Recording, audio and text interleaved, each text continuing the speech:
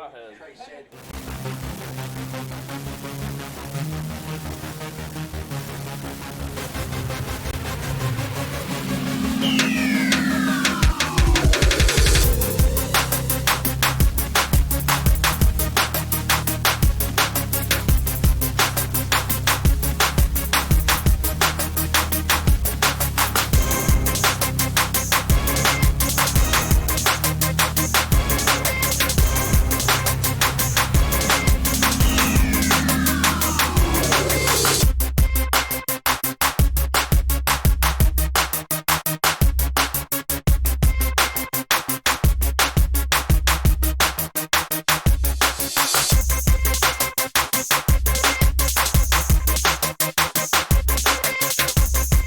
You're watching the 2022 Future Stars game from St.X High School, live right here on the mountain's #1 source for sporting news, the D&D Sports Network.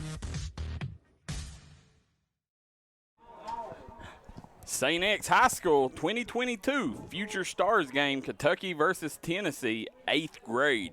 As we're sitting here, Thomas Rainey, David Jones, Daryl McCoy, and we got Kentucky Prep gridiron owner Fletcher Long. Fletcher, what's the deal? I mean, I know you know these kids as good as anybody, probably across the state even better than us.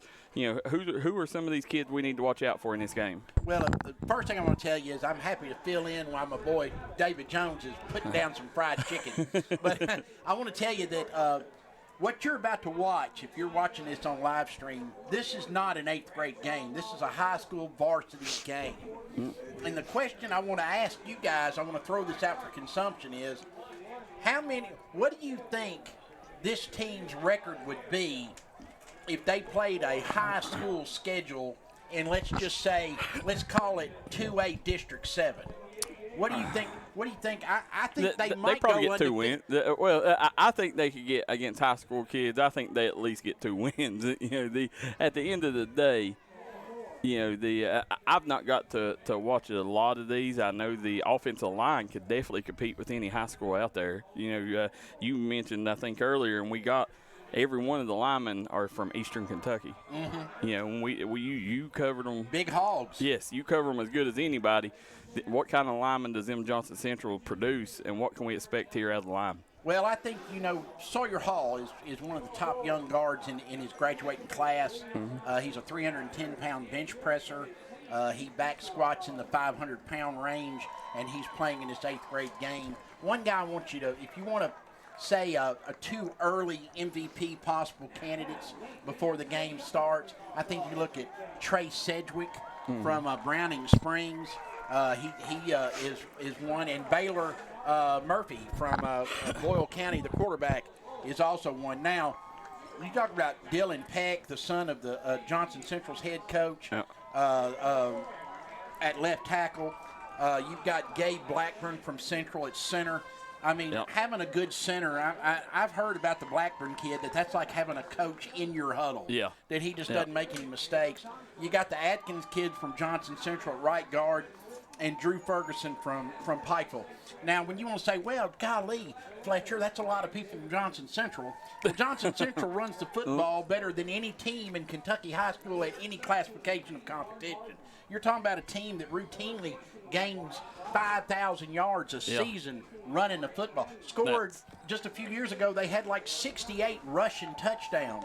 And so you're going to see a lot of the Johnson Central Eagles if you're putting your best 5 linemen out there. 3 of them are going to be from Johnson County. I mean that's just the way it's going to be.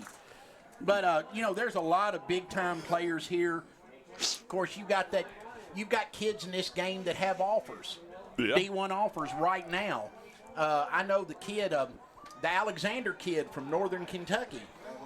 Okay, that's Sean Alexander's nephew. Oh, wow. Okay, he's got D1 offers. You've also got a kid named Cam Golly, I'm losing it. Let me see if I can find him on here. He just got an offer from EKU.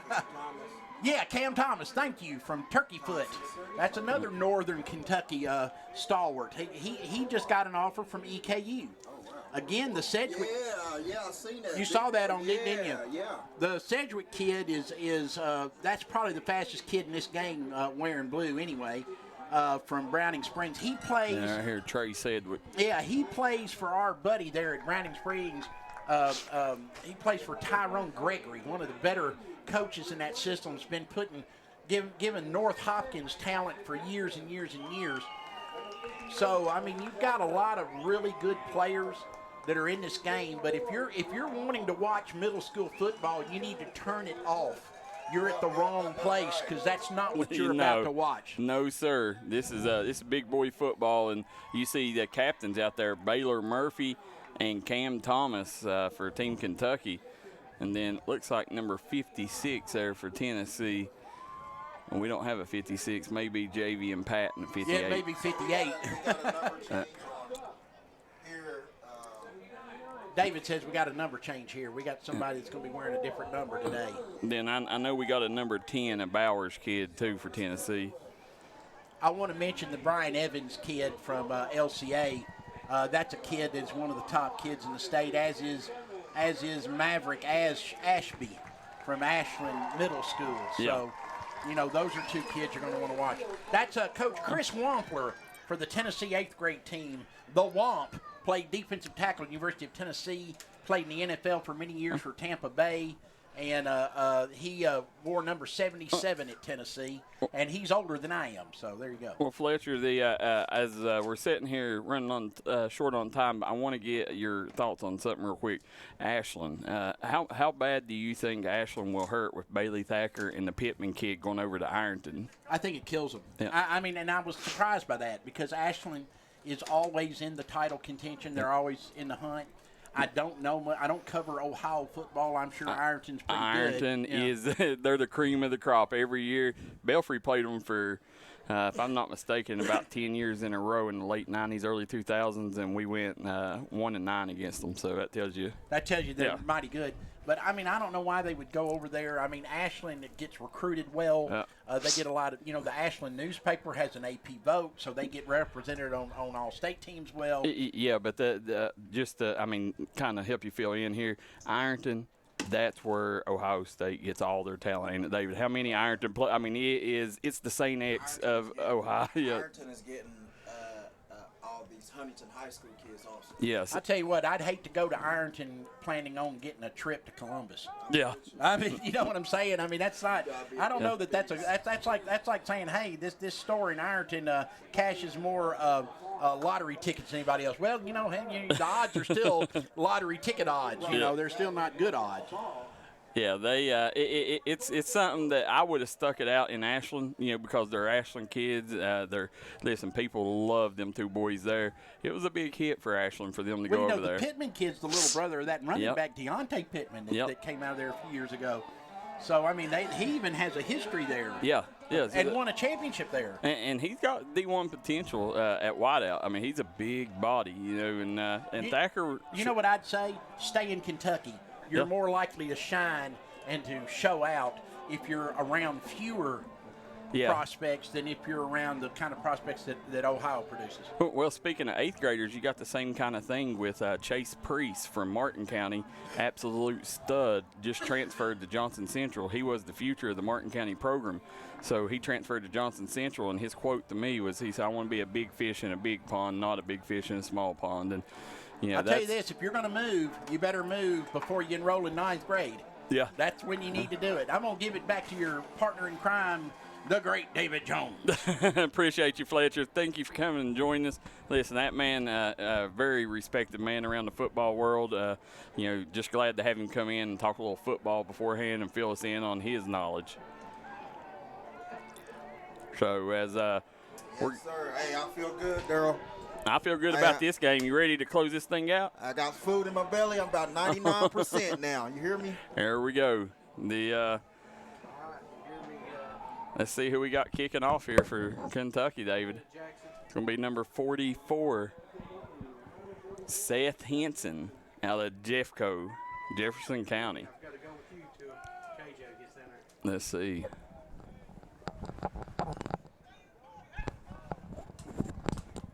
Jefferson County kid kicking off here, Seth Henson.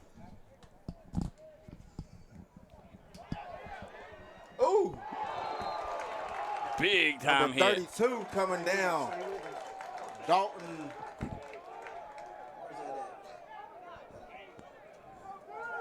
Who is it? 32. All right, what number? Dalton Tarter. Was it down? Okay. Yeah, 5'8", Bracken County kid. You know, and as we mentioned beforehand, every offensive lineman for the Team Kentucky is from the mountains. That's awesome. Yep. Oh, let's go. This is that big time football. Who we got at quarterback here for Tennessee, David? See the number. Starting at quarterback number 1, got Briggs Cherry. Briggs Cherry's out of Catholic. I wonder if it's Newport Central Catholic. Maybe. Well, you know, we know a lot about them in the mountains We as sure well. do. Know a lot about Newport Central Catholic. There's the reception there by number 18, Zach Carter. Number reception. Or right here, yeah, 18. You did like I did last. Jason Thompson, yeah. yeah. Went to the Kentucky roster. Yeah. Jason Thompson. Tennessee hoping to get a win. They've dropped the first 2 games, 6th and 7th grade. Trying to get a dub here in the 8th grade game. Kentucky's never swept Tennessee in the Future Stars games. Oh, nice play. Yep. Guess who it was? Kid just got offered from EKU.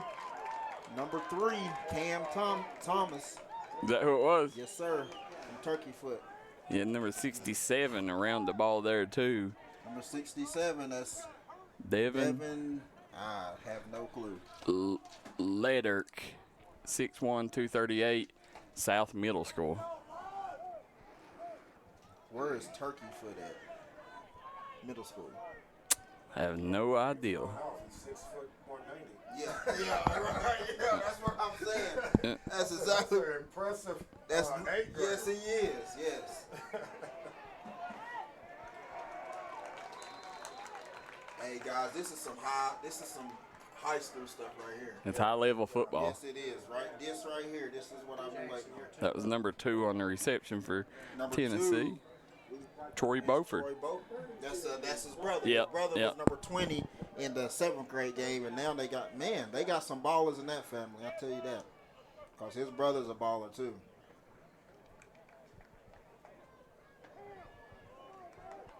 What they call unsportsmanlike? Is that what they did? Kentucky's going to give up some yardage here. It's 10:54. Guys, we apologize we don't have the scoreboard up, but it don't do no good. The sun's shining, so we'll try to keep you updated. 10:54 to go. We're tied at 0.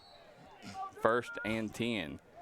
Ball's going to be here on the 28-yard line. If I'm not mistaken, that Catholic. They got their same helmet down there and everything. That quarterback does. And guys, yeah.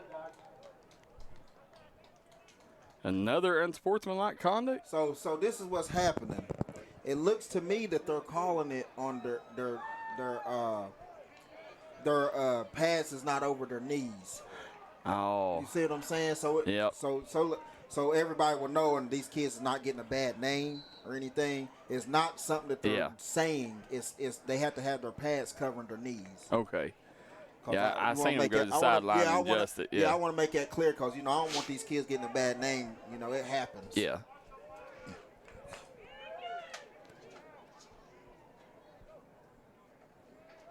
They snap, hands it off.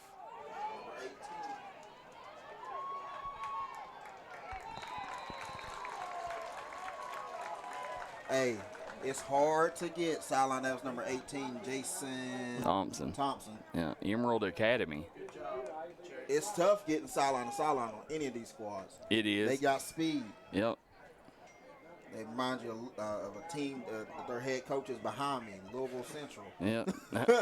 You're not running sideline. I don't care who you are. You're not running sideline on that team. Not at all. And here you go, Briggs Cherry lining up in the gun. He's going to have a back to his. You're going to have Jason Thompson right to his right. Yep. This 3-by-1. Passing over. Ooh! That could have went. That could have went number 30. We got 2 number 30s there. Now, guys, we got Louisville Central coach Danzler up here with us. Anytime you feel like chiming in, you feel free to chime in, Coach. This is stuff right here. It's going to be a 3rd and 26. 3rd and 26 for Tennessee. Let's see if they can convert. Got 3-by-1 set. Back off to the left. Shotgun formation. And we got a screen going on here, baby. Tunnel screen. Yeah, he's not going to get it all there. He got the most that he needed to get. Now they can go for it. He got a little closer to the line of scrimmage. That should bring it down to about 12. 4th and 12. 4th and 14.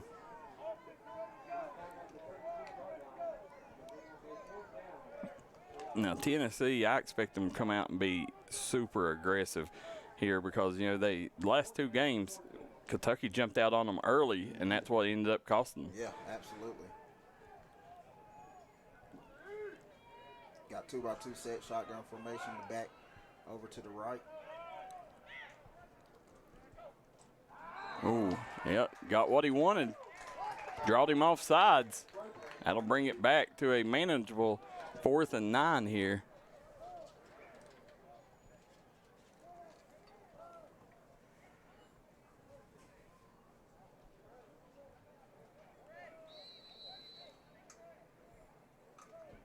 Kentucky defense.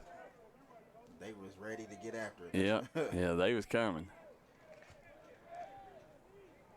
This Cam Thomas kid is an absolute stud in person.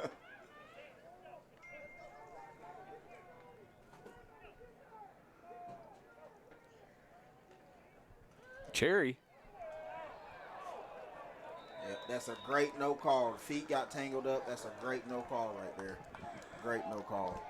Well, that'll have Kentucky taking over on, it looks like the 20, is it 28-yard line? Yeah. Let's see what Kentucky can do. First time we've got to see them on offense. Yeah, I honestly, the only thing I know is they got some hogs up front. So if they want to run the ball, they should be able to run the ball. They're going to have the starting quarterback is going to be number 16, Baylor Murphy, out of Bull County Middle School, 6'1", 160. Oh, fumble. Kentucky got the ball back. Yeah, big play there, fumble recovery. And we got some laundry on the field. That was number 95 on the fumble recovery there for Kentucky. Number 95. We don't have one there. That may have been one of the number changes.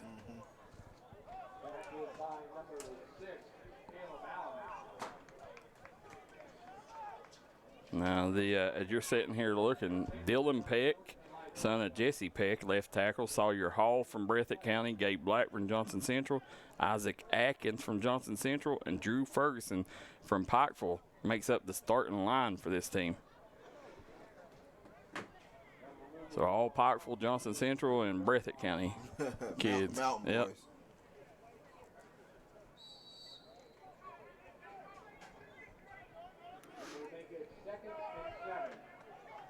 Got shotgun formation, 2-by-2. He got some room. He's going to pick up a look. He picked up majority of the yardage back. Yeah. Picked up the first down, didn't he? Another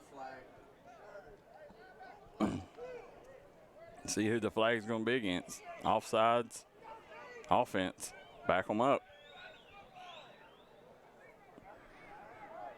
So you're looking at it. I see my boy, Coach Keith down there, man. He was just like that when he was here with me at Bourbon. Hey, my boy will stay out. I'm like, hey, bro, you gotta get off the field. you gotta get off the field. He's all out when it comes to coaching. He's gonna bring up a 2nd and 12.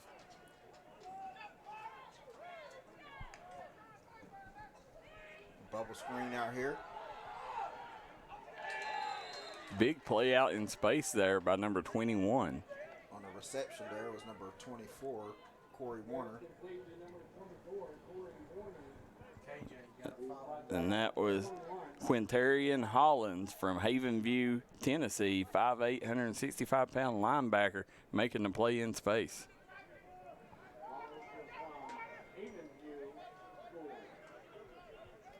Two set. Shotgun formation. Back to pass. He got one open.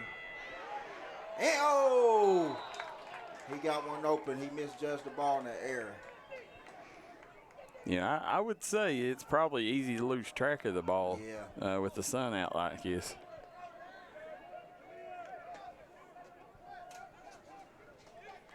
You know, these boys, they've been here all week. You know, this is huge. We got Paul Hall saying go 64 for the Kentucky squad. We got Sawyer Hall, big Sawyer. Memphis in the building, D'Angelo Harris says. Memphis got some good football. I love Memphis. Where I broke my record at. Yep. And Lewis Johnson says Coach Jones running on full right now, said should be a good game by him. So that's right. There we go. I got my chicken in me. Got me some green beans, mashed potatoes. This is going to bring up a 3rd and 11, David, with 5:50 to go here in the first quarter. Still no score. Ball is on the 21, Kentucky. They're back to punt it. It's 4th. It's 4th and 11. Oh, they just switched it, yeah.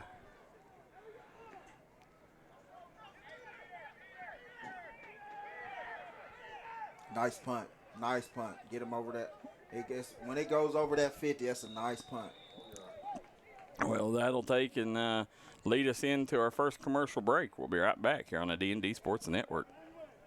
Eastern Kentucky understands the importance of taking care of one another. That's why after graduation, I came home. 25 years later, I've put together a team at Glenn Martin Hammond Law Offices dedicated to fighting for your legal rights. When you're dealing with a sensitive legal issue, you want someone who will take care of you as a person, not just another case. Our team will help you through the legal process of Social Security, personal injury, work injury, car wrecks, wrongful death, medical malpractice, and nursing home neglect.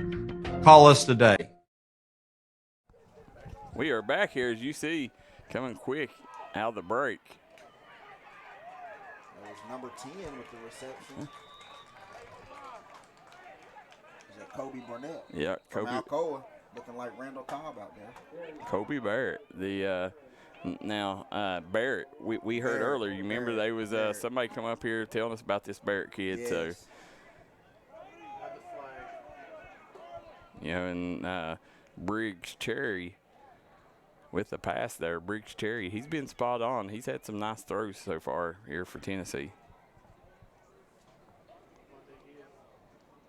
I don't know what they're calling here.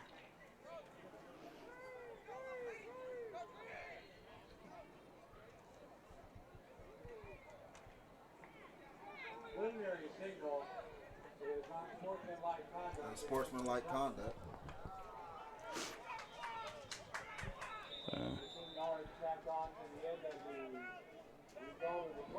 Timeout, Kentucky. So as they take a timeout, we'll take one too. We'll be right back, folks.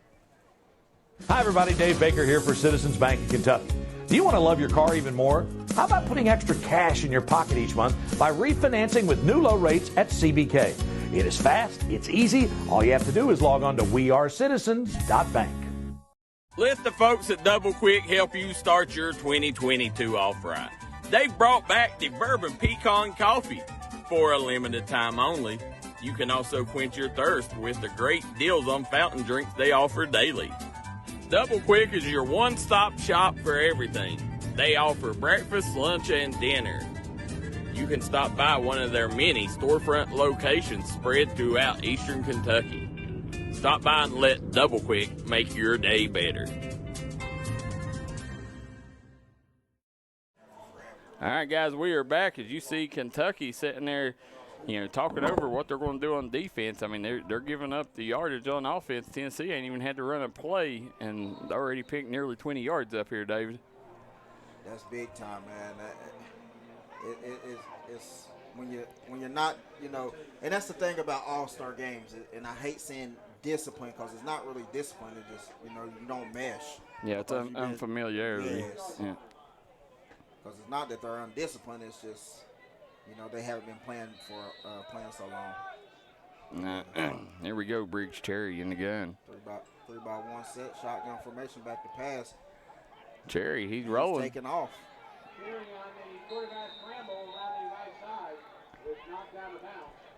Cherry's a big kid, 6'2", 178. Really big kid. You see him over there looking at the sidelines.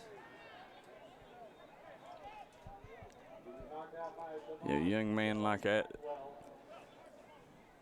Yeah, I'm a firm believer in your greatness will also have to do with your name, and there's not a better name than Briggs Cherry. Right. Yeah. Yes, a fact. Yeah. 2-by-2 set. Back off to the left.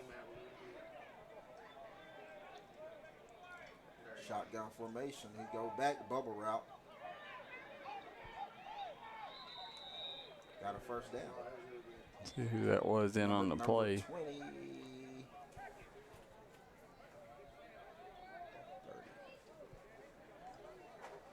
I think we got two number 30s. One of them got Tyreek King and Carter Booth. Yeah, it was Tyreek King on the reception there. 2-by-2 set. Running back off to the left. Back to pass. Ooh, nice reception, spin move. And guess who it was? Number 2. Troy is Buford, right? Yeah, Beaufort. Yeah. Troy Beaufort out of Holston, Tennessee, 5'6", 39-pound wide receiver. Tennessee moving the ball here. Kentucky's put the pressure on them. Kentucky won the 6th and 7th grade games. Tennessee is saying, you are not getting this sweep, Kentucky. Not today. Let's see, Briggs Cherry. If he has anything to do about it, they're not going to. Cherry hands it off. You're going to have a back on the far side. Great play there. See if we can figure out who that is there, David, in on the stop.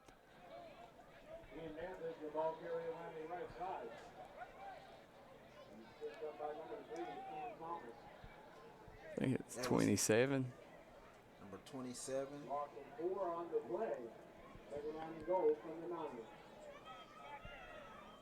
Could be wrong. Do we got a 27 or not? Yeah, right there. Quilshawn Baines. Yeah.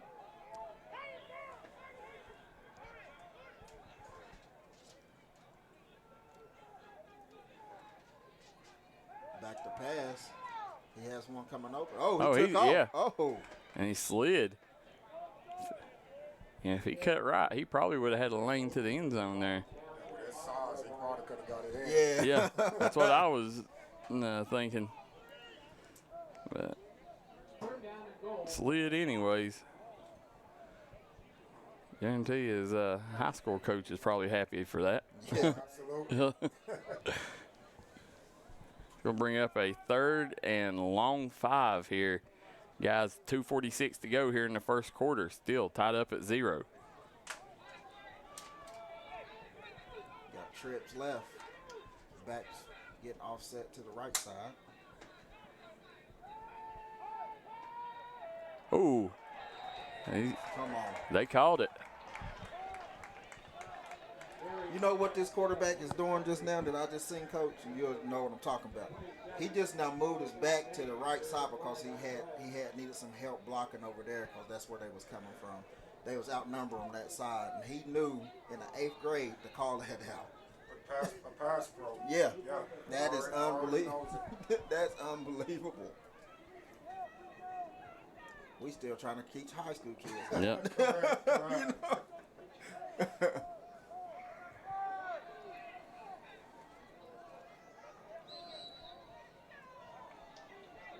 See him coming out of the huddle here. Briggs Cherry coming up, lined up in the gun. He's got it back to his right. Trips south. Let's see here. He get it out there in the flats, and he Ooh. is nice. He met him clean. Who is that? It come up and made that play in space there. Number 32 for Kentucky. That's Dalton Tarter from Bracken County Middle School. He's been a torpedo anyway. Yeah, Dalton Tarter, big time play from that young man. And I don't think people realize, I mean, that was Beaufort out in space, wasn't it? Yeah. No. That wasn't Beaufort. That was 18. Okay.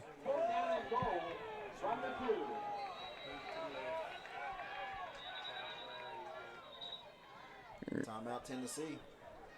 Yeah, they're going to burn one. It's 4th and goal. This is a big stop for Kentucky. They can step it up right here. Now, if you're sitting here looking, this is 4th and 2. Coach Danzler, what would you do in this situation right here? 4th and 2. You've seen the way they've been playing. What's your call here? Run, pass? What are you doing? So I think first of all, you go with the hard count because they're so aggressive. Yeah. So they're so aggressive, they might actually give you half the distance. So now we get the ball on the 1. Yeah. And then from there, it's matchups. I mean, do I think I can win on the outside with a fade route? Or, I got a big quarterback, and David knows me. And QB's always Line up under, run game. yeah. Line up under center and push it in. Yeah, let's go. But I definitely see if I can get them off sides with that aggression.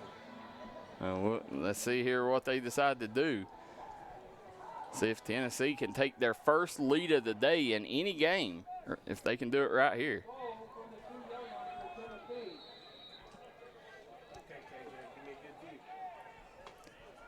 Here we go. Handoff, good? Nope, they stopped No, him. sir. They stopped him. Coach, I'm going to ask you this question, too. Are you going to be in shotgun right there? You already know that. No. Me neither. Oh, my goodness. I talk to my OC about this all the time. Jackson Witten in on the stop. 6'3", 215-pounder from Bracken County. Hey, they got some dogs here. They do. When does Bracken County, where'd that come from? I don't know, but we play him in freshman ball this year, so we'll see. Yeah. I think that goes back to what you said earlier about philosophy. That's just situational football. Right, absolutely. Absolutely, yes. Absolutely. Handoff. Getting about 5. With that mountain lead line there, you got to think 5 yards. Probably a pretty easy task. Yeah. And 5 yards to anybody. Give me 5 yards on a play. I'll take it all day. Yeah. All you need is 3.5. That's it. Yeah. Got a new QB going in, number 7, Tyree Stoner, 5'11", 175 from Parkview Middle School. Who is it? Tyrese Stoner.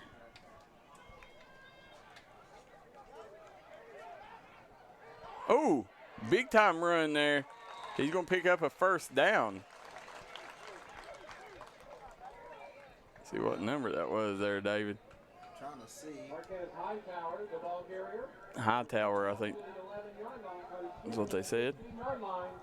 Let's see. It was Hightower. It'd be 32 or somewhere around. Marquez Hightower, 5'10", 175 from Browning Springs.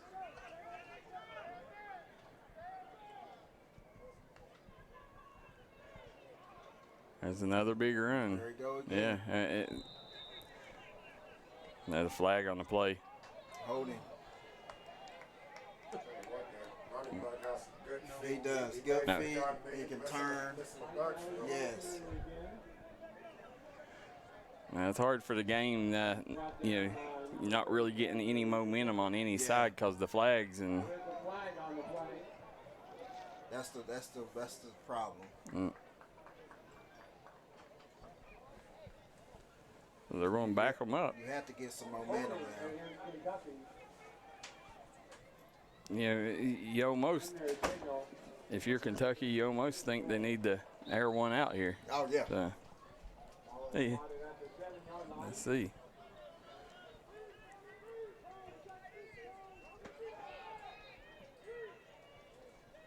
First down is 17.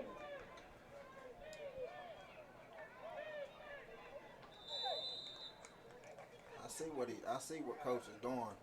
He's opening that passing game up. Trying to at least. You see coming to the sideline here, Tyree Stoner coming to get the signal. And, from the staff here. No, they're switching, calling a timeout. So must have not liked what they was seeing there.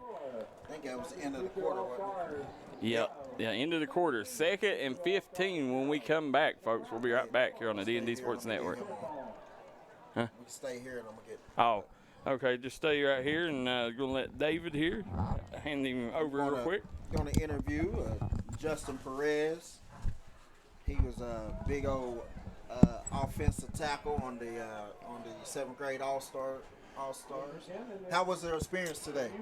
Good, actually. Yeah, it was really good. So what did you take out of this game and everything that y'all was doing? And how was the week coming up preparing for this game and all that stuff? We was practicing. I just had to look at the DM what was they're doing on their feet, cause they're just bull rushing me the whole time. So I'll just step back and. You see how tall and big he is compared to all of us here and stuff. And this guy just a legitimate 7th grade going into the 8th, So, and that's considered. This is my nephew right here. He's gonna be playing some big time ball one of these days, and he's already an All-American too. He played for the Louisville Chargers that we was talking about, and I mean stud. Absolute stud, man. I wanted to get you up here, get you on air, man. And anybody you want to give a shout out to before you get off here? Shout out to Zane Johnson and Gary on Hobbs and Sekou Kamara. I like it. And your parents? My dad and my mom. I got to take care of my nephew. I appreciate you. I love you. Right. And you keep on being great, man. You're gonna be great. You hear me? Yes, sir. All right. Good job. All right. I tell you, Coach Danzler, he's going to run and track him down real quick. Hey, his dad is my brother. You hear me? He may be Puerto Rican, but I got some Puerto Rican in me. Hola. That is my brother. I've been on him since yeehaw. Hey, Coach David's on air. You do what you need to do. That's my brother. No, man, wherever he go, he's gonna be successful. Yeah. I'm just so proud of him. And on top of that, what I'm most proud of is his grades. Yeah. He's a honor roll student. Okay. And on top of that, he works extremely hard in his craft and everything he does, man. He was coming over working with 5-2 territory and all that stuff and sweet peeing in him. So. Well, remember the name, guys, Justin Perez. You seen him here first, right here in this game. So make sure you can catch it on YouTube later and follow him on all his social media sites, Justin Perez. What middle school is he going to be going to next year? He's going to be going to E.J. Hayes. Actually, he'll be with my son over there. So I'll be at all the games. There you go. Ooh, big run here by Kentucky. Number 8.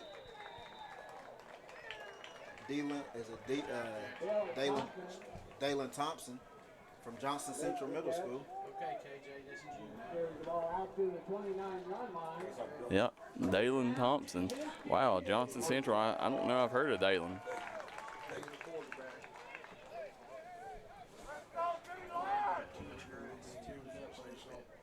So, guys, if you're just tuning in, we're knotted up at 0.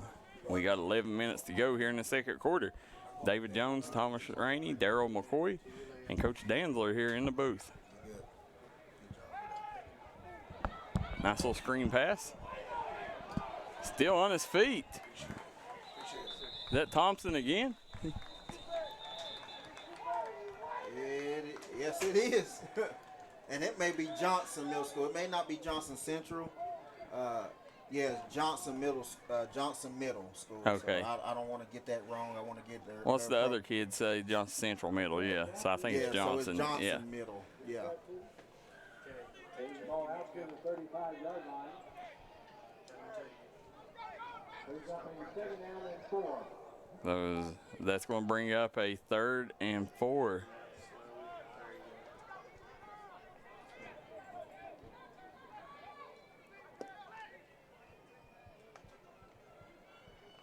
Ends it off. Picks up very little. Now it'll bring up a 3rd down. It's going to be 3rd and probably 4 here.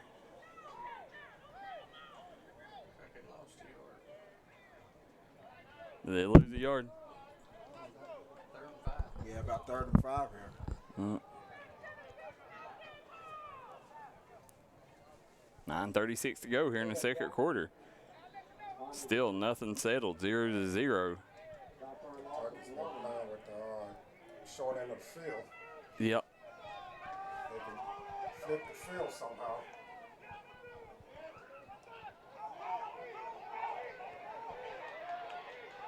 And he cuts the edge. They're gonna get that block in the back. Even though I don't consider it wasn't a block in the back, but they're gonna give it to him. Well, that right there. If he would have just went and what I was calling for. Yep. Right. Now, whoever this number 70 is coming out here, that's Dylan Peck. That's a big old youngin there. That's a big youngin. Yep. For Team Kentucky. See here if we can check out Peck. What's his stats there on Peck? 6'4", wow. Dalen Peck, 6'4", 240. His dad is a giant also. He's a hog too. If I'm not mistaken, Jesse Peck spent some time on Phelps, correct? Yeah, he was a head coach up there. He was one of the most successful coaches up there before I got up there, and he had it rolling also. He gets a lot of credit for turning that place around too. Well, listen, how happy would Jim Matney be to see all these Johnson Central boys? Man, he's jumping for joy. Definitely miss Coach Matney. Uh-oh, bad snap. Bad snap. Tennessee all over it. Uh-oh, he picked it up. Oh, he got some room. He's still looking. He's got room to tell him go. Finally. Hey, now that's a play right there. I love that. That is a play, no flags. Yep. That is awesome. All the way out to the 34-yard line. Big time play. That's going to bring up a 4th and short. About 4th and 6. 4th Yeah. and 5. He ran about 50 yards to get 5 there. And that reminded me of my run I had against Florida. yeah, there you go. Yep. They was like, I remember Coach Phillips, he said, they was all saying, what's he doing? I said, leave him alone, let him run. I said, I was running for my life from Jarvis Landry and all of them.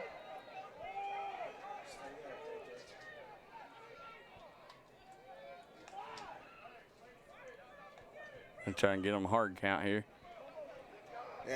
Got 10 seconds. Yep.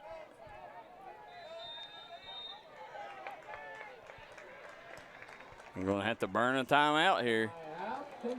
4th and 5 with 7:36 to go. As they burn a timeout, we will too. We'll be right back here on the D&D Sports Network. This is where it all started, right here on this farm. We may have grown over the years, but we've never lost sight of what was important to us.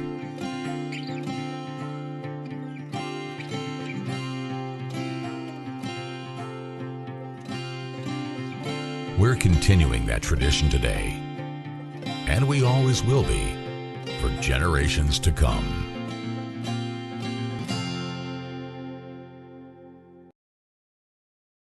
You're watching the 2022 Future Stars game from St.X High School, live right here on the mountain's #1 source for sporting news, the D&D Sports Network. All right, we're back here. Let's see. Kentucky can pick up 5. Nice play. Yes, he did. That's a nice play. Yeah, great call there. And great by the receiver, number 8, Dalen Thompson, found the sticks. Knew right where to go. That's what I like. Yeah. Just sit down. Yeah, he found the sticks perfect.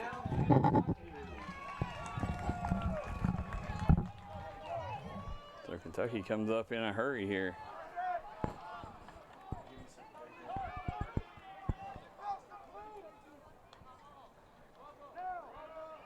Ooh. Oh! No. Yes, sir. Dalen Thompson again. Woo-hoo. Big time play. That's how you don't. That's great. I love how they keep your eyes on the ball. Yeah, they're not giving up on plays. Yep. Say defensive back, don't ever tip it up. That's Don't it. down. Bat it down. Yep. Always bat it to the ground. Don't ever tip it. That's the first thing. Coach Brown taught me at UK. Bat that thing down, Jonesy. Don't keep it alive. Keep it alive, right?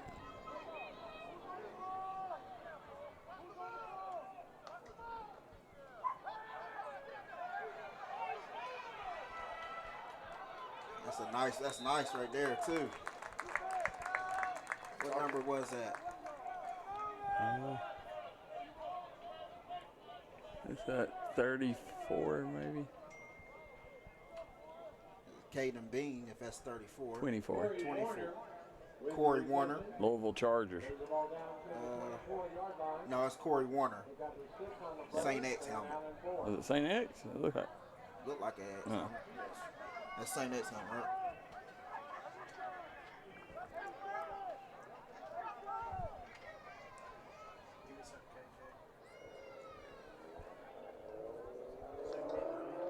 Handoff in the backfield. Yeah.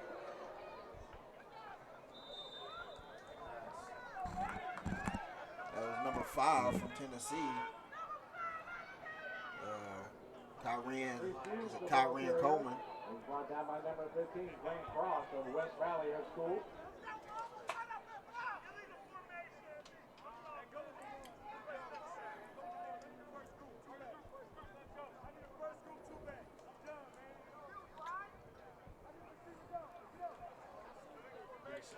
Right around the play, illegal formation. Ball marked back to the 29-yard line. I think that Ohio's coming out in Toll Bridge because he's saying, hey, give me my backs in there. It's time to run this rock. You hear me? There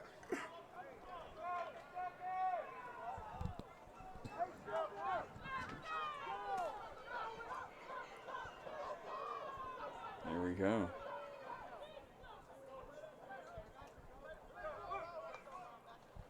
Handoff. Yeah, there he goes. Cutting through traffic. Hurdled the defender. He's still going. Yeah, still on his feet. He drags. And I think my boy, Coach Keith Tollbridge, understands what he is doing out there. He knows exactly what he's doing. I like it. The ball carrier off left tackle. Job already being sold on my man. 23-yard line. They bring up a 3rd down and 3.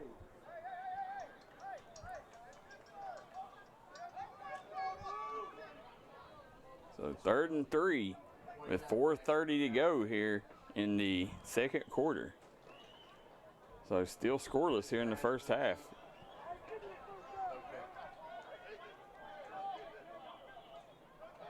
Got Hayden Horn at the point back from Mason County.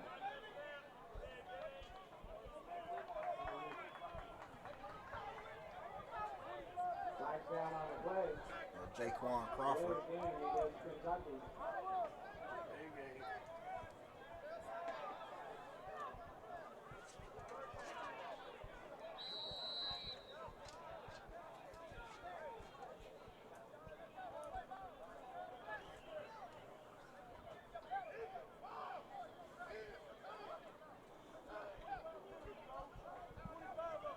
Here comes Kentucky up to the line of scrimmage. Got a 2 by 1. Oh, bad snap. Nice throw. Right on the money. Nice throw. He was composed in the pocket. Nice throw. Who got that catch? That was number. Or was it 15? That was number 8. Dalen Thompson. Again, out of Johnson Middle. Coming to you, KJ. First down and 10, Kentucky. Kentucky's got 12 yards to go here. It's a first and 10. They got opportunity to get another first down. Both teams have had a chance. They've been knocking on the other team's door. Ooh. But, Yeah. Hey, that was a nice play though. They need to hold that block a little longer. Yeah. But the thing was, that defensive tackle didn't bite. That's what they expect you to do. Fake at him, bite, pitch it out. We got Allen running. That was good. That was good by that D tackle. Got 3:14 to go here.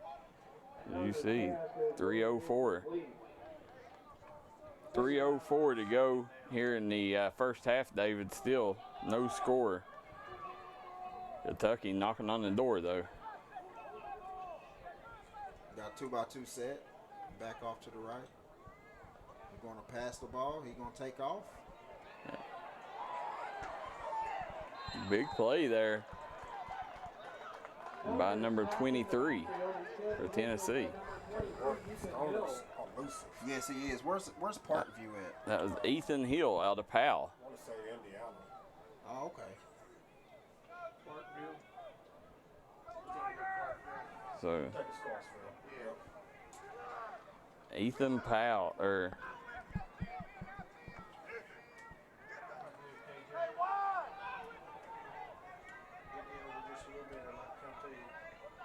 Got 2-by-2 set.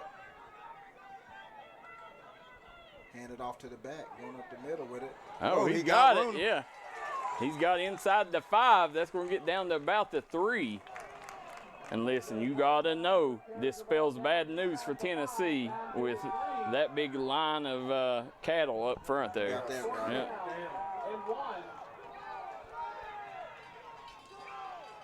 Yeah, he's in there. Yeah, I think he got in. Yep. What number was that? Touchdown, Kentucky. They brought in a big back there, David. I can't see. I was trying to see his number. See who that was. I want to say 20. Hayden Horn. That's at 28. 28. Marquise Hightower.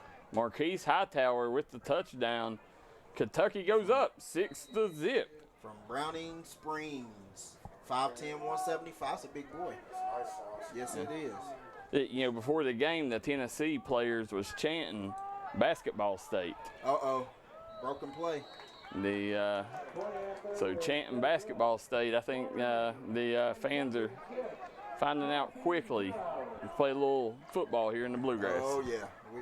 I don't know if they haven't noticed yet, but we've become a football state. Yep. We have become that. We'll take a break. We'll be right back here on the D&D Sports Network. Hey guys, I'm Michelle Hackworth, owner of Treasures on Main. We're located in the OGC Murphy building on the corner of Court and Main in downtown Paintsville. We have over 20,000 square feet of antiques, collectibles, glassware, primitives, and so much more. Now, to get in touch with us, you can get on Facebook at Treasures on Main Paintsville or give us a call, 606-789-1661. I sure hope to see you soon.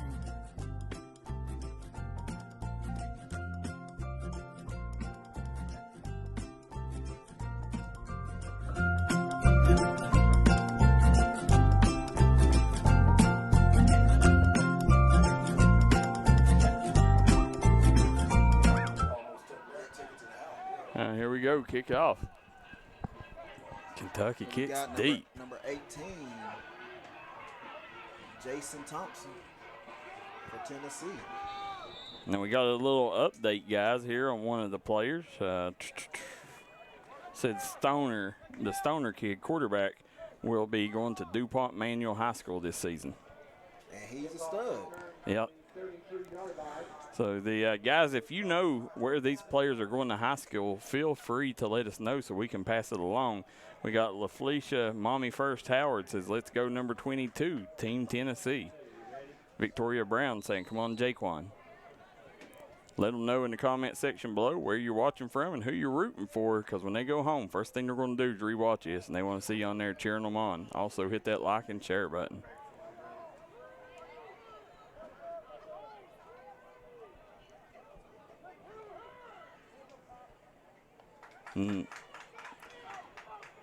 Good job selling the fake there. Knows how to work that pass. Yep, that was Madden Guffey out of Seymour. 5'11", 152. Yeah. Oh, they got him on here as a QB also. Yeah. Yeah, he's the one that threw it. Yeah. Oh, okay, I'm sorry. Yeah. Oh, we got a new QB in. Yeah. There you go, Guffey. Drops back. Lefty, too. Nice play by that D. Ooh! Yeah. You got to see. Oh, fumble. See, Kentucky saying it's Kentucky ball. I think it's going to stay at Tennessee. Yeah, I think the ball was out of bounds. Yeah. Even if it was touching him, it was out. Yeah.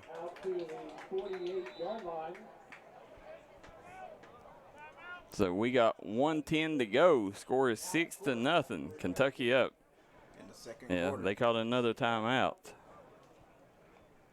So they're sitting here. You're looking at the scoreboard with a minute left. You see Tennessee right there talking it over, David. You know, if you're them, you've got to find a way right here to, if possible, get some points on the board. All day today, 6th, 7th, or 8th grade, Tennessee has never led in this game all day. So, here's your opportunity. What can you do with a minute to go? The only thing I know to do with a minute to go is I'm gonna run it a little bit, try to open up the pass and take a shot. Yep. Hey guys, I got some color for you. That kid that just scored that touchdown, Hightower. Yep. That's Jariah Hightower's cousin. Now y'all may remember Jariah. Jariah was Defensive Player of the Game about 6 years ago in this game. He was one of those great Madisonville players that led North Hopkins to the semi-state in 2020. 2019 or 2020, right around there. But I just thought I'd tell you that. The Hightower kid that scored the touchdown from Browning Springs, and I've got this confirmed. This is firmed up. That is Jariah Hightower's cousin. Okay. Huge update there. Fletcher Long, that's why we got him around, guys. That's our guru right there. Football guru, Fletcher Long, Kentucky Prep Gridiron. That's a nice play by what number is that? 50. Looks like 79. Yeah, 79 making the. No, Red Helmet. That was Red Helmet who did that. Number 58. I thought 79 knocked it down. He's from Turkey Foot also. Yep. He's from Turkey Foot also.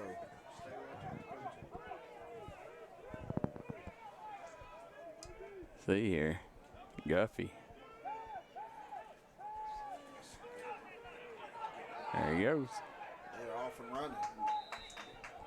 We got Rico up here. I want to give him some airtime a little bit with Daryl. You gotta get on here. All right, guys, we got Coach Rico Hughes in the press box here with us. Rico, as you're looking right now, this thing's close. Tennessee has never led today. How happy have you been? All games have been competitive. Absolutely. Obviously we're trying to achieve and obtain competitiveness, and putting these young men on a grand stage and having them compete like this at this magnitude. I think the 7th grade game finished a lot closer than we all would have liked, but at the end of the day, it gave the fans some excitement. We still came out on top. Well, at the end of the day, Future Stars is the premier all-star game in the South here. What y'all's go with the Future Stars game? This is year 13 for us, including the COVID year we had to skip. Our goal is to bring attention to young men that can play football at a high level in the state of Kentucky. At the end of the day, we were considered a basketball state. I'll take that compliment, but I beg to differ. Yeah. I think we have a lot of young men that can play here. recruiters don't stop here enough, and our job is to get them to stop here and show them that we got guys here that can play at each and every level of the collegiate football. So I take it this year the games here at St. X, each year y'all go around, y'all spread the love around. Do we know where next year's host is yet? Austin P, we go back and forth with Tennessee. So, yep. But I tell you, yesterday, University of Kentucky said they want us to play at Kroger Field. So I need to talk to Josh Jones about us playing at Kroger Field. Maybe that card is big enough for us to play 2 years in a row in Kentucky like they did in Tennessee since we didn't have the COVID year. Yeah. Maybe I can close that deal. So if I can, Kentucky said they want us there. We had a great day of practice yesterday at UK's indoor at Nutter. Yep. Tour facility, kids loved it. And, it's about the experience. It's about the yep. game and winning it. But it's about the brotherhood that we've created for these young men from all across the state. And moving forward, they have relationships they never thought and forged bonds they never thought they would have had. No, and when you look, you've seen kids all day long, even down in the 6th grade game that, I'm sure that them coaches there at UK definitely want to keep an eye on. That's why, future stars have put so many pros through to the NFL. Y'all are unrivaled when it comes to that. When it comes to the talent, who do you credit for picking the talent out for these teams? Oh, well, I credit my staff, and I've got a lot of guys that have been there with us from day one. And, we've had some arguments in some of those meetings about rosters and things like that. And you have to give guys an opportunity on what you see on that particular day. It's not about what you know about them, what you've seen. It's about what they show you that day. And our formula and format has both, did well for us, throughout the years. And I think, I'll tell you, we've got a guy by the name of Dane Keys at the University of Kentucky. My understanding he's going to start or play significantly as a true freshman. And I was telling guys in the 7th grade, this boy's an animal. And guys were looking at me, you just know his brother. I said, no. I know a player when I see a player, and he's got the total package. So those are the kind of guys that we want to bring to the forefront and get the, we crown young men so early these days, 6th or 7th grade, we're thinking they're the greatest, and then they quit working. We want our guys to keep working. He's been modest. He's a big part of this, getting this talent out here. Major part of getting this talent out here. Well, the huge thing is we get down to 10 seconds there. Kentucky's still up 6-0. Rico Hughes, owner and operator of the team, the Kentucky side here. Rico, the thing that I want to give you a hats off is, I don't think you realize how much this game does for mountain kids. The 606, we've seen them take. Every one of them has really represented here today. But this game gives them kids a chance to be on the level of everybody else. So I definitely want to take hats off to you for, making sure you take care of the mountains in this too. No, let me tell you this. Listen, we would not have a team if it wasn't for the mountains. We very much appreciate, the Pikeville, the Breathitt, the Belfries, things like that, because those guys come out and they solidify hard work, talent, and really just having the dog in them to play football and perform in tight clutches where they're not just so set on getting attention and being hot. They'll do the dirty work, and they'll, so we have to have those guys and in abundance, And if you notice, our tryout numbers in Louisville was down tremendously this year. A lot of talent in Louisville, but for whatever reason, those guys want to choose to do other things, and that's their prerogative. But at the end of the day, don't call me when you're in the 11th grade and you don't have any opportunities and say, hey, I heard you got my buddy an opportunity. And my question is, did you play Future Stars? Yep. And they say, no, we didn't play that. We were playing 7-on-7. I said, well, call your 7-on-7 coach. Yep, that's it. That's it. You call him. That's what you do. Yep. That's the definition of brotherhood. Yes, that's why I love it so much, because it's a legitimate, true brotherhood. Yep. That's the thing, we watch all these games. We cover all these games. But when Future Stars is coming, the big show's in town. And for it to be held here, St. X has been a tremendous host this year. Beautiful place. The fans are filled. Is there anything that could have went better here this weekend? No, other than fighting the extreme heat, we were fortunate enough to have a 4 or 5 degree temperature difference in Campbellsville where we camped at this week. Yeah. So we kind of, went light the middle day practices, but we're very thankful and fortunate. And I'll say, Coach Wallace and assistant athletic director Ray has been, tremendous, they've been a tremendous help to us, and we very much appreciate St. X and all of the, just them rolling out the red carpets for us, because we lack facilities in this city. It's no secret to that. And to put these kids on here on this stage, You know, and then let me say this to you, just while I'm here, that, you know, D&D Sports, I mean, listen, when I got the call a couple, months before we was even doing tryouts, talked to David right here, and he's like, man, you know, if you ever want to do this, and I said, man, you know what? The mountains mean so much to us in particular, bringing you guys to the city with the professionalism and the high level of performance that you guys have. It's been a tremendous value for us to be able to stream this today in the professional magnitude that you guys do it, and I just want to say thank you. That got me to my next comment. You know, I wanted to tell you thank you for choosing the Mountain's #1 source for sporting news to be able to do this. I mean, we've slowly taken over things and have things cornered. Uh-oh, here he comes returning. I think he's going to run this one back, David. He's across the 40, up to the 50. Ooh, what'd they blow the whistle? That's a legal play. That referee didn't realize that, but that's a legal play, and that's a touchdown. Yeah, it was short. The field goal was short, so you would have thought they would have run through. Never seen that before. He blew his whistle. No, we seen it a few years back, Alabama, Auburn. That happens. Yeah, we saw it, but did the referee see it? Yeah. The question. I mean, what is the call here? Yeah, that's what I was wondering. But back to what I was saying, Rico. You know, this right here was a tremendous opportunity for us too. You know, to build that partnership and to, you know, get into that brotherhood and. You know, for what we've done here, you know, and the opportunity, we'll always be grateful. And, you know, I mean, hopefully this is the first of many years working together. Absolutely. So. I think, you know, I'm glad you guys, you know, accepted my call and, you know, gave us the opportunity to partner with you all.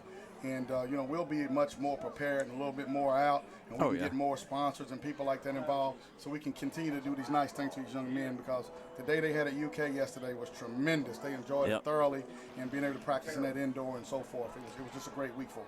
Yeah, ideally, if it would have had a little bit time out, we would have been up here all week during practice, giving updates, all that. But, you know, you learn and progress. Yes, absolutely. And I appreciate you allowing us to build a relationship and, you know, look forward to years to come. Well, we know you got a lot to do. It's halftime. We're going to jump off. Guys, make sure you come right back in 15 minutes and join us. Last half, Future Stars 2022, Kentucky versus Tennessee, live on the D&D Sports Network. Eastern Kentucky understands the importance of taking care of one another. That's why after graduation, I came home. 25 years later, I've put together a team at Glenn Martin Hammond Law Offices dedicated to fighting for your legal rights. When you're dealing with a sensitive legal issue, you want someone who will take care of you as a person, not just another case. Our team will help you through the legal process of Social Security, personal injury, work injury, car wrecks, wrongful death, medical malpractice, and nursing home neglect. Call us today. Hi, everybody. Dave Baker here for Citizens Bank of Kentucky. Do you want to love your car even more? How about putting extra cash in your pocket each month by refinancing with new low rates at CBK? It is fast. It's easy. All you have to do is log on to wearecitizens.bank.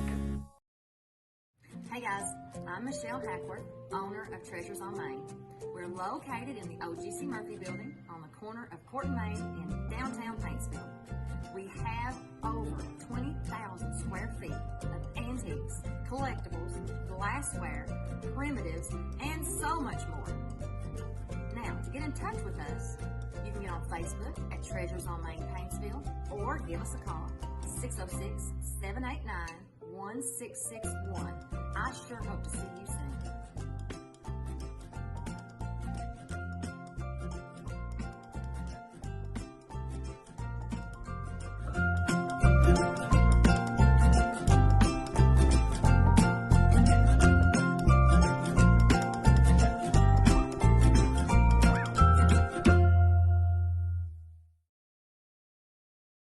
This is Bruce Walters from Bruce Walters Kia. By now you know Kia is a great vehicle, and you know they come with a 10-year, 100,000-mile warranty. So why should you buy from Bruce Walters Kia? At Bruce Walters Kia, we're going to change your oil for free for life. And what you do with that money you save is up to you. Come check out the 2022 Kia Carnival and the 2021 Kia Sorento, only at Bruce Walters Kia in Pikeville. Or shop us online at brucewalterskia.com. Accidents, illness, heart attacks, strokes. When an emergency strikes, count on Logan Regional Medical Center. We're here providing emergency care 24/7, including the higher levels of emergency heart care found in our accredited chest pain center, and our enhanced cleaning, mask requirements, and social distancing to help keep you safe. Emergency care at Logan Regional Medical Center. When minutes matter, count on us. Let the folks at Double Quick help you start your 2022 off right. They've brought back the Bourbon Pecan Coffee for a limited time only. You can also quench your thirst with the great deals on fountain drinks they offer daily. Double Quick is your one-stop shop for everything. They offer breakfast, lunch, and dinner. You can stop by one of their many storefront locations spread throughout eastern Kentucky. Stop by and let Double Quick make your day better.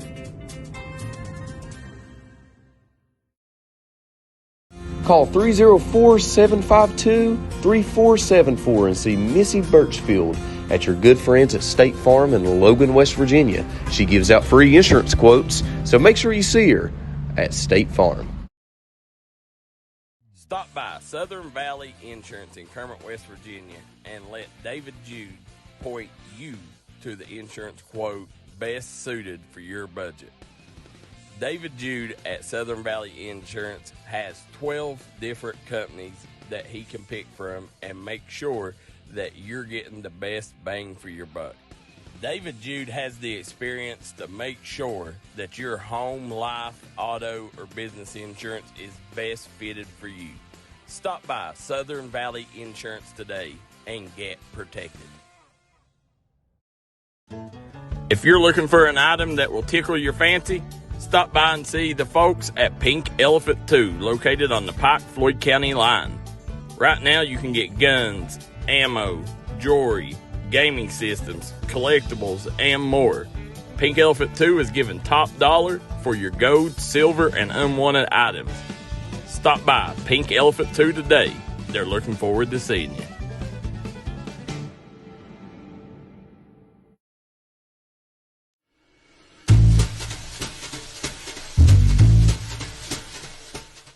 Come on down to 606 Hemp today. We got 2 locations, one in Paintsville and one in Fort Gay. Check out our full line of CBD oil and kratom items. Us here at 606 Hemp wants to wish everybody playing in postseason play good luck.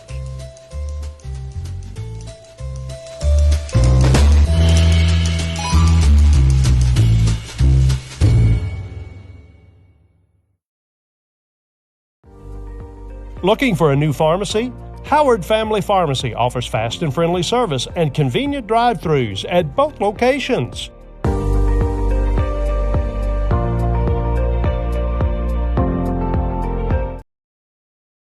This is Bruce Walters from Bruce Walters Kia. By now you know Kia is a great vehicle, and you know they come with a 10-year, 100,000-mile warranty. So why should you buy from Bruce Walters Kia? At Bruce Walters Kia, we're going to change your oil for free for life. And what you do with that money you save is up to you. Come check out the 2022 Kia Carnival and the 2021 Kia Sorento. Only at Bruce Walters Kia in Pikeville. Or shop us online at brucewalterskia.com. Looking for a new pharmacy? Howard Family Pharmacy offers fast and friendly service and convenient drive-thrus at both locations.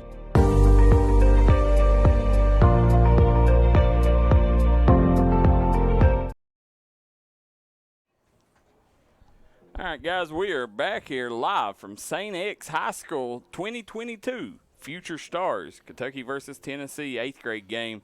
We got David Jones, Thomas Rainey, Daryl McCoy on the call, KJ Phillips and Jackson Estridge on the cameras, and most importantly, we got KPG's Fletcher Long up here in the studio with us, David. Fletcher, so far, what do you think about the play today? Well, it's been what I expected. It's been exceptional. I think the 8th grade game started out a little slow. It was my understanding it was so hot this week at camp that they didn't get to run many reps. And I think they kind of looked like it starting out that they hadn't done a lot of live reps in practice. But, I mean, exciting, The thing that I want you to notice is that these kids drop back and do things, particularly in the passing game, that you just don't generally see in middle school football. And they've got receivers like you don't generally see in middle school football. And I'm one of these guys that believes fervently that I don't think that the 8th grade Future Stars team could beat like Louisville Male. Yeah. But I think they could. I think they'd give McLean County a heck of a game. I think there's a lot of teams in Kentucky. I think they could beat Morgan County. They might mercy rule them. I mean, I think there's a lot of teams. I'm trying to think of teams up in the mountains that you guys would know, like not Central. And they could play those guys and are really tough. I mean, you're not watching a middle school game, in other words. Well, with Tennessee, the thing that's really plagued them, and it's really been all day long, Tennessee has had exceptional quarterback play, but their wideouts hasn't really stepped up. I mean, they ain't really helped their quarterback out, and that's really been the story of the day is how the wideouts, they've dropped a lot of balls and not been able to convert on a lot of the passes the quarterbacks have been throwing. I think this was particularly true in the 7th grade game. Yeah. One thing is that every time we see a receiver drop a ball, it's easy to say, "Oh man, that receiver's no good." Yeah. Or he should have caught it. Yeah. But there's a thing about the passing game is that you got to have timing, which means the quarterback's got to deliver the ball and put it on the receiver at a time when he's looking for it, expecting it, and the play is designed for him to get it in his hands at that moment. And if you don't deliver the guy, if your timing's off just at least a little bit, you can make a receiver look pretty bad. When the receiver really isn't the one that is at fault for the miss, for not connecting up. Right, I totally agree. And that goes the same thing with the players running into each other and stuff like that. A lot of these cats is coming from their respective programs. They haven't had that time to mesh and get the steps down and all that. So it ain't particularly the players. It's just the timing and stuff. And that's what you expect that in all-star games. I see it a lot in the NFLPA games and stuff like that, and so forth and so on. So, well, I know you've heard of this, David. Somebody will say, "Man, that guy throws a screen pass well," and everybody goes, "Well, what's hard about throwing a screen pass?" Well, actually, it's one of the harder passes in high school football. Yeah. And what we generally mean by the guy throws a screen well is this: he's putting the ball on the guy when he needs to be getting it. Yes. Yeah. He's getting it to him in space where he can use his athleticism to break tackles and get some yards. Yep. And so there's an art to throwing a screen pass. I'll tell you a guy that was particularly good at throwing a screen pass. I know you remember Jalen Turner, who was the quarterback for Breathitt years ago. He was particularly good at throwing. He was really good at getting the ball on his guy in space when he could do something with it. And a guy that was a good high school quarterback but was terrible at throwing a screen, and I'm not talking out of school by saying this because if he were here, he would say it, and that was Jay Bland. Jay Bland at Hoptown was terrible at throwing a screen pass. We had a middle screen in the playbook one year and had to take it out. Because he kept throwing it to their middle linebacker. Jay Bland would tell that on himself. Yeah. So I'm not speaking out of school, but there's an art to that, and so there's more to the passing game than playing pitch and catch. Right. The receiver's got to get that ball in stride when he's looking for it, when he's expecting it, when he's gotten it in practice. And if it's late, in NFL, for instance, that's why Danny Werfel could play well in college but couldn't play in the NFL because you don't get that open in the NFL. At all. They're very tiny little. 10 inches, a 10-inch window is open. You are wide open in the league with a 10-inch window, It's a lot different in college. Right. You got to have that arm strength to zip it in there. Well, looking at what you got out here today, if you had to rank the best classes coming in out of high school, top 5 8th grade classes coming in, who would you say across the state of Kentucky has the top 5 8th grade classes? Well, it would be weighted toward Eastern Kentucky if I were going to say that because of the fact that the Eastern Kentucky kids sometimes they're a little older than some of the other kids playing 8th grade football across the state. Sometimes they're a little bit more physically mature. So, I would say right now, you got to like what Belfry has coming up through its pipe work. You got to like what Breathitt has. They have quite a few players coming up through the pipeline.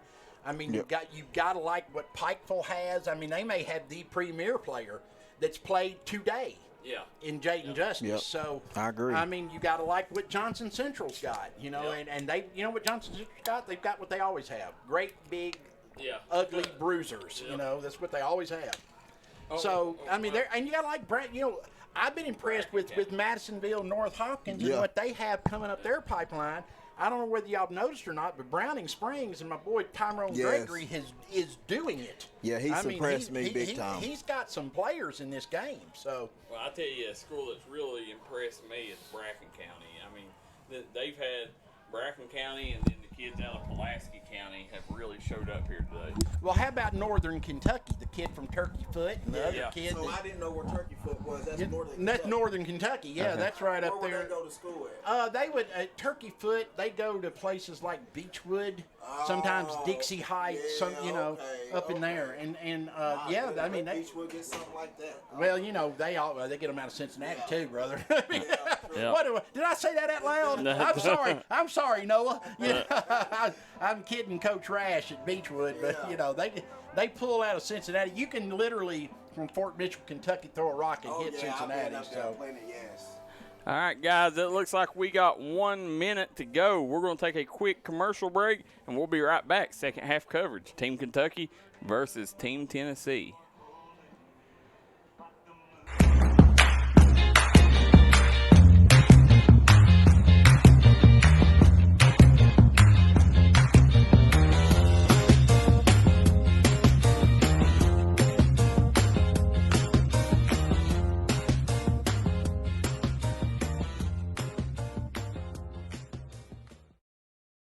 You're watching the 2022 Future Stars game from St.X High School, live right here on the mountain's #1 source for sporting news, the D&D Sports Network. Alrighty, folks, we are back here, St.X High School in Louisville, Kentucky. David Jones, Thomas Rainey, Daryl McCoy on the call. We're sitting here on the field. We got D&D Sports premier cameramen KJ Phillips and Jackson Estridge. And as we're sitting here getting ready to come back out, Kentucky 6-0. This has been the closest game we've seen all day at the half. Kentucky has never swept Tennessee in this series, and they're in danger of doing it today if Tennessee don't do something about it here in the second half, David. I think honestly, Daryl, we're gonna see a more polished Kentucky and a more polished Tennessee team. They was getting warmed up just now, and I'm excited for the second half, man. This has been an exciting game. It's been a very, very exciting game. It really has, and as sitting here looking right now, guys, if you're tuning in, make sure that you guys take and make sure you guys follow D&D Sports Network. If you guys have not had an opportunity to follow us, make sure you follow D&D Sports Network and let us be your outlet for all your sporting news. Now, the thing is, David, we cover Eastern Kentucky, Southern West Virginia, but listen, it's grew so big, and we've had such a following where you're pretty much, if you're in Ohio, West Virginia, Kentucky or Tennessee, there's a good chance you're going to be covered by D&D Sports Network. Absolutely. I love to get over here in the Tennessee area too, man. I take my vacations in Tennessee. So, yeah, I love the state of Tennessee when it comes to vacations and all that good stuff. So, and they got, they have some great football over there. This has been exciting, like I said, on both sides of the ball. And I'm excited to get this second half going. It's gonna be a fun thing. Absolutely. So here we go. Looks like we got about 39 seconds to go here, or a minute and 39 seconds. So as they're still taking some time here, we'll jump out to one last commercial break here before the half. We'll be right back here on the D&D Sports Network. Eastern Kentucky understands the importance of taking care of one another. That's why after graduation, I came home. 25 years later, I've put together a team at Glenn Martin Hammond Law Offices dedicated to fighting for your legal rights. When you're dealing with a sensitive legal issue, you want someone who will take care of you as a person, not just another case. Our team will help you through the legal process of Social Security, personal injury, work injury, car wrecks, wrongful death, medical malpractice, and nursing home neglect. Call us today. This is where it all started, right here on this farm. We may have grown over the years, but we've never lost sight of what was important to us.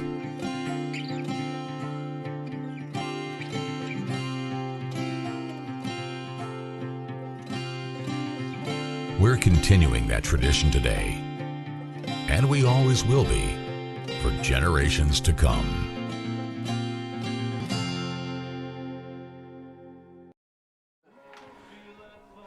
Alrighty, folks, we are back here as we're getting ready to start the second half. We got 14 seconds to go. David Jones, Thomas Rainey, Daryl McCoy on the call here. Let's see. David, 6-0 lead for Team Kentucky. Can Tennessee stop the sweep? We'll see. We will see. I know they got the athletes and the quarterback and the linemen to do it, so we'll see if they can get it all together. But you know, Kentucky got that toe bridge mentality going on down there, man. And I'm gonna tell you what, man, he's doing an absolute heck of a job coaching these guys up. Absolute heck of a job, which it don't surprise me any because I know what type of coach he is. It's going to be interesting here as Kentucky's coming out now. Is who gets the ball first? Tennessee does, don't they? I think Tennessee get the ball, or Kentucky gets the ball this half. Do they? Yeah. Okay. Because they kicked off to them. Let's see here as you look at the Kentucky players. They're waiting. You hear me, KJ? What about you, Jay? Now let's see who we got returning here for Kentucky. David, can you see?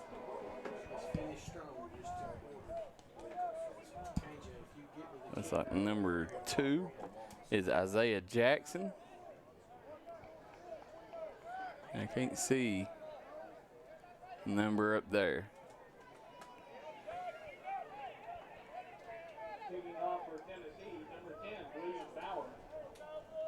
There goes Bowers, number 10, kicking off.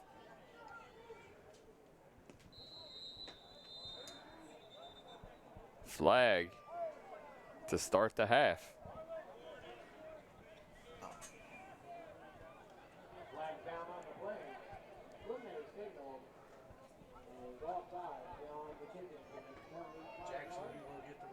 No. They're going to back them up, make them kick it from the 35. Bowers, that just gives him a little more opportunity to show off his skill set here.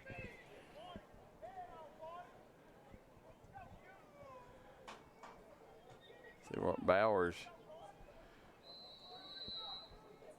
needs to pin them deep.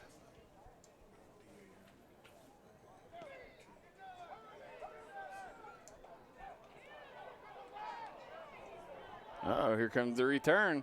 He's on his feet. He's got an opportunity. He's crossed 35 to 40. Finally took down around the 44-yard line. Let's see where they spot it. So it's going to be a holding on the return there. Out to the 47-yard line. They brought it to the 47. Let's see where the flag's at. Kentucky's offense will start first down and 10. That'll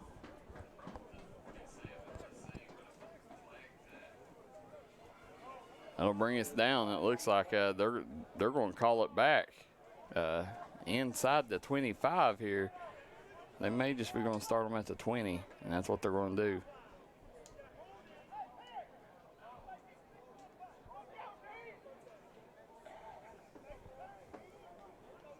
So here we go. Kentucky leads 6-0. If you guys are just tuning in, you're watching the 2022 Future Stars game here on the D&D Sports Network.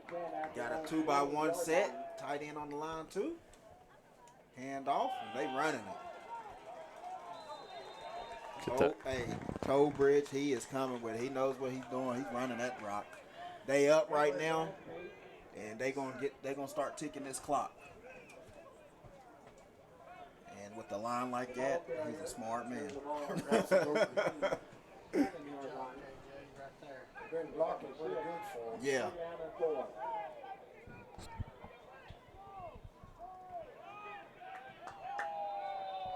There's another thing too. This D line for Tennessee is some dogs out there also. Yes. Well, he's wrestled down by number 66, Jerry Martin III from Rocky Fork, 5'11", 230-pound lineman. Like I said, there's some big boys up front there. And we got a new quarterback in there, number 14, Wyatt Robbins from Murray Middle School, 5'11", 160. Let's see what he has to offer here. Nice pass, number 87.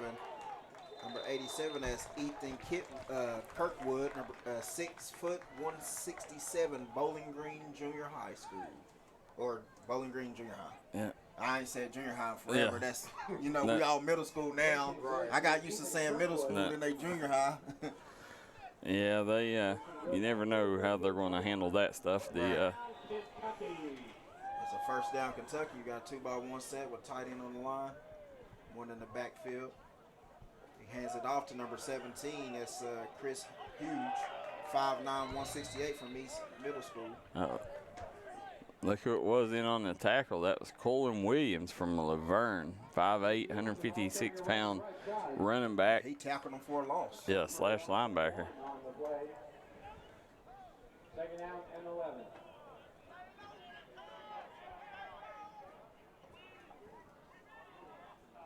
Or take it back, Colin Williams from Laverne. Yep, that's what I said.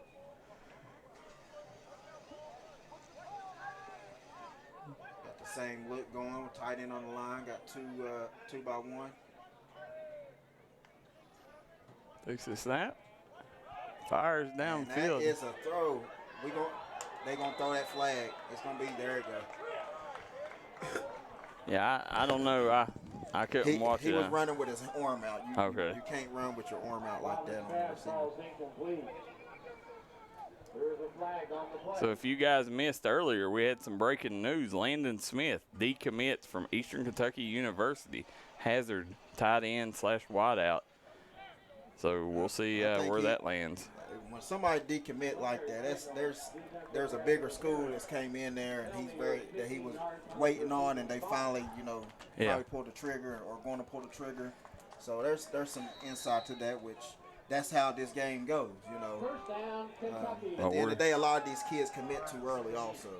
And we're pretty close to Landon's camp, so as soon as this game's over, we'll find out what the deal was there, and you guys can keep an eye on D&D Sports Network for the breaking on that.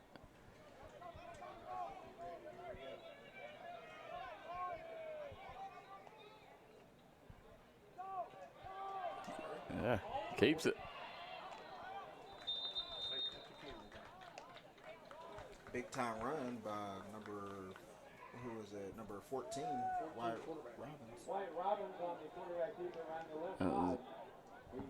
And then in on the tackle there, David, was Caleb Lauderdale from Handview, Tennessee, 5'10", 226-pound D lineman. I think we got a guy, Carter Booth, is from Germantown. That's where Jeremy Jarman went to school at. Germantown. Oh, okay. Yeah, so that's how I knew. I was looking and said Germantown. Yeah.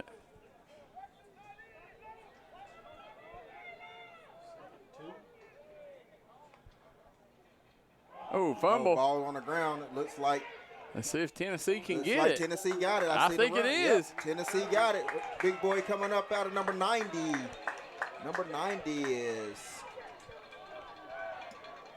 Ball. That's Tonrion Brazelton Shell out of Emerald Academy. Listen, that Emerald Academy, they put quite a few players in this game today. 6'1", 312 pounds is Tonrion Brazelton Shell out of Emerald Academy. That's a mouthful.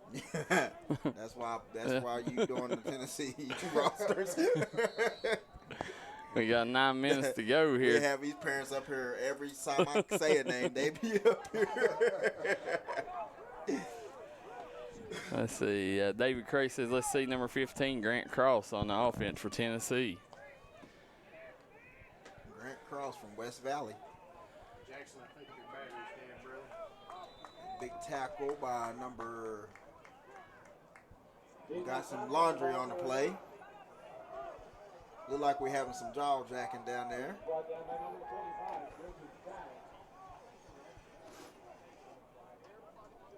the battery on the That was number. battery on the receiver.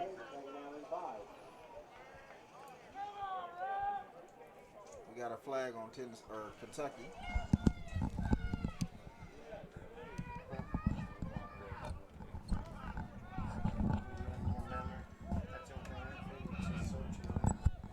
Flag on the play is unsportsmanlike against Kentucky. It's 15 yards from the end of the run. We got it. They're gonna have to get Kentucky gonna have to get a stop here because Tennessee can easily take the momentum and get in there and get up. Because you remember we missed that field goal. Yeah. Oh. So we're sitting here checking her out. Second chance for the pass, ball is incomplete. Second down and 10. No, Tennessee's going to come up to the line of scrimmage here, David, and I really, you're sitting here looking at a 2nd and 10. Let's see. I mean, Coming out in a 3-by-1 set, shotgun formation. yeah, I look for them to air it out here. And they doing a little RPO. Hey, listen, this is, yeah, you don't. Not at this level. No, you really don't, because a great offensive coordinator is always going to implement an RPO to keep you off balance. You're going to have some RPO plays in there. You're going to have to do, you're going to have to run it. You're going to have to do all screens. Correct. You have to keep a defense off balance. As a defensive guy myself is, you always keep them off balance, I have to, because if I know where you're at, it's going to be a long night. Absolutely, yeah. I'm sending them. I'm a stay one right there where the window I know you're trying to get in. So, but you run that RPO, that's tough, man. Ooh. Oh, confused the cameraman here. Ends up, gets around the we got first another down. flag here. Tell you what, Tennessee fans about to come unglued here over the flags. That's Will Presley. There's a flag on the play.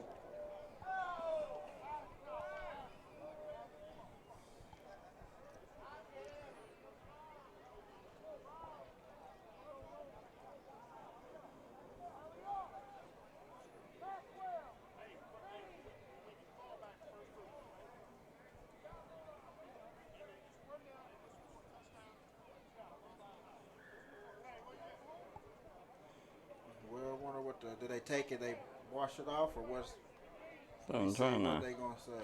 Yeah, looks like they're leaving it up around the first. He's about to give it holding on. Let's see, there's more to it, has to be. 3rd and 10 for you guys tuning in. We got 7:27 to go here in the 3rd quarter. 3rd and. Preliminary signal is holding against Tennessee. Unsportsmanlike against Kentucky. Maybe offset penalties.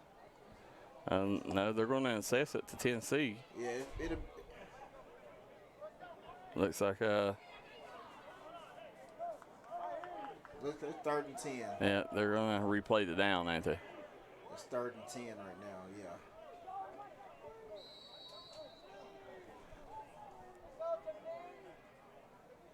They're going to have to get a big stop right here. This is big right here. They have to get a stop. See, he's lined up in the gun. He drops back, fires, and he's got a man. And touchdown, Tennessee! How about the Volunteer State? Yeah. Great play by the receiver, Coach. Great play. And if you could tell the DB, what they're doing is they're singling them up. you need to, if you know they're gonna sing them up, get some top side help up there. Make sure that, because if you ain't got another receiver down there, which they didn't, play over top, play 2 for 1 right there. Well, that's the safe thing to do, especially you got a quarterback they can throw. Tennessee. David, that was Bowers, the kicker, with the reception there. Oh wow! Yeah. Now let's see that here. reminds me of Tim Mastay. He could do both. Tennessee, let's see if they can take their first lead of the game here. First lead of the day. Kentucky jumps off sides.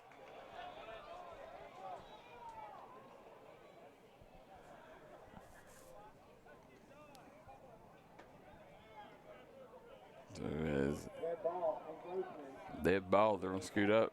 You normally go for it when they get that close. Yeah, right that's there. what I was shocked. But 6 to 7, it's 6-6. You know, you've so not had a lead all day. Not had a lead all day. Let's go get that point. Yeah. So here we go.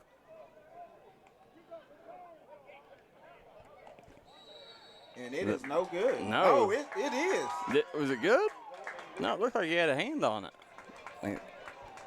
I don't think the officials knew what it was. Yeah, they counted it. They counted it. 7-6. The Volunteers jump up for their first lead of the day, 7-6 here in the third quarter with 7:14 to go. We'll take a quick commercial break. We'll be right back. Tennessee versus Kentucky on the D&D Sports Network.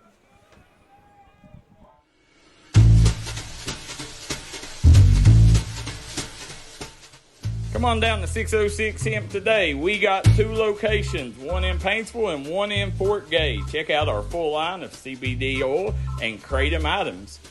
Us here at 606 Hemp wants to wish everybody playing in postseason play good luck.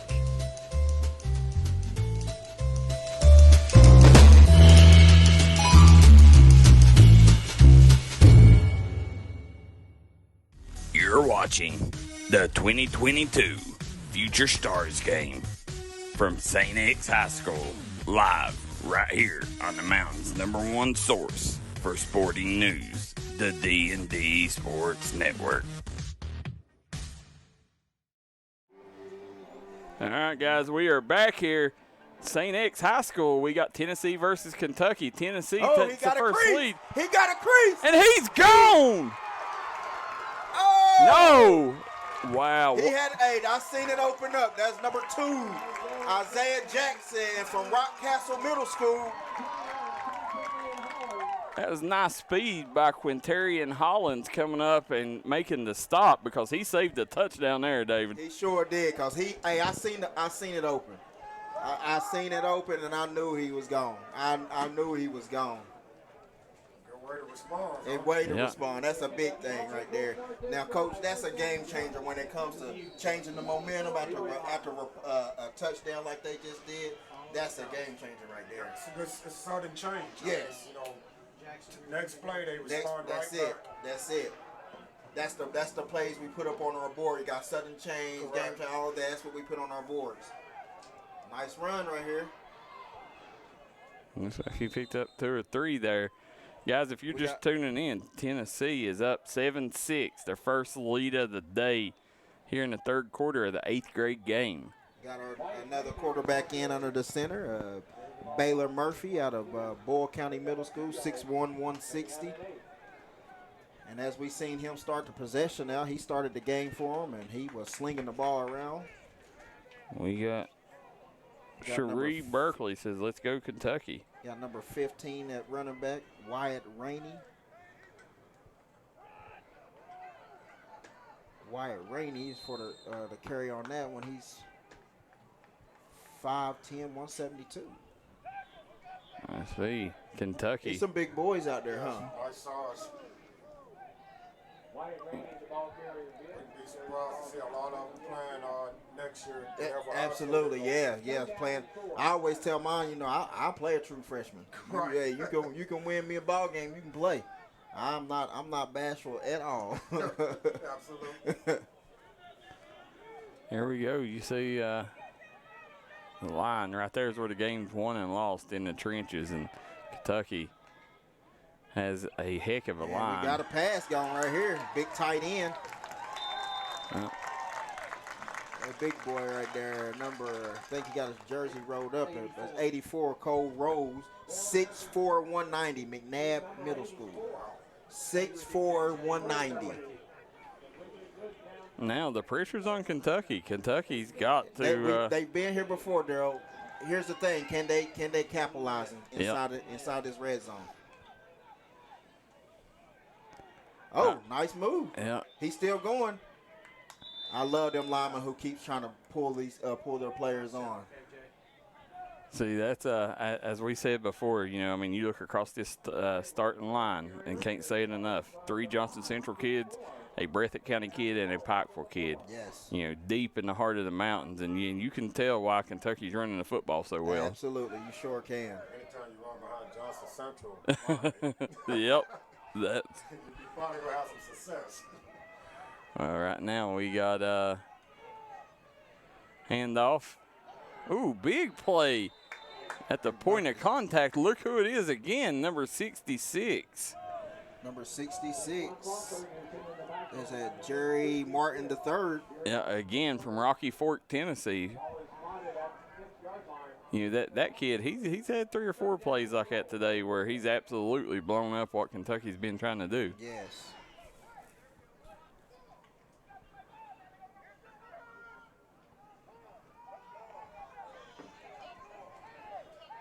Kentucky takes the signal. We got 3rd and goal here. They need to call timeout. And he gets it off. And he's in there. Yep. Oh, he's through. That should be a there. touchdown. It's going to be close. I don't think they gave it to him, did they? Man, 4th down. Yeah.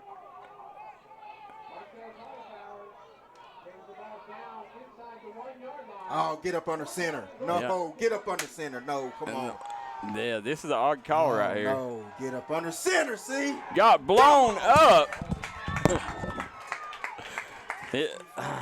Yeah, that right there, our quarterback sneak at all day long. Yeah, with a line like that. So, guys, we're going to hop out of here. We'll be right back.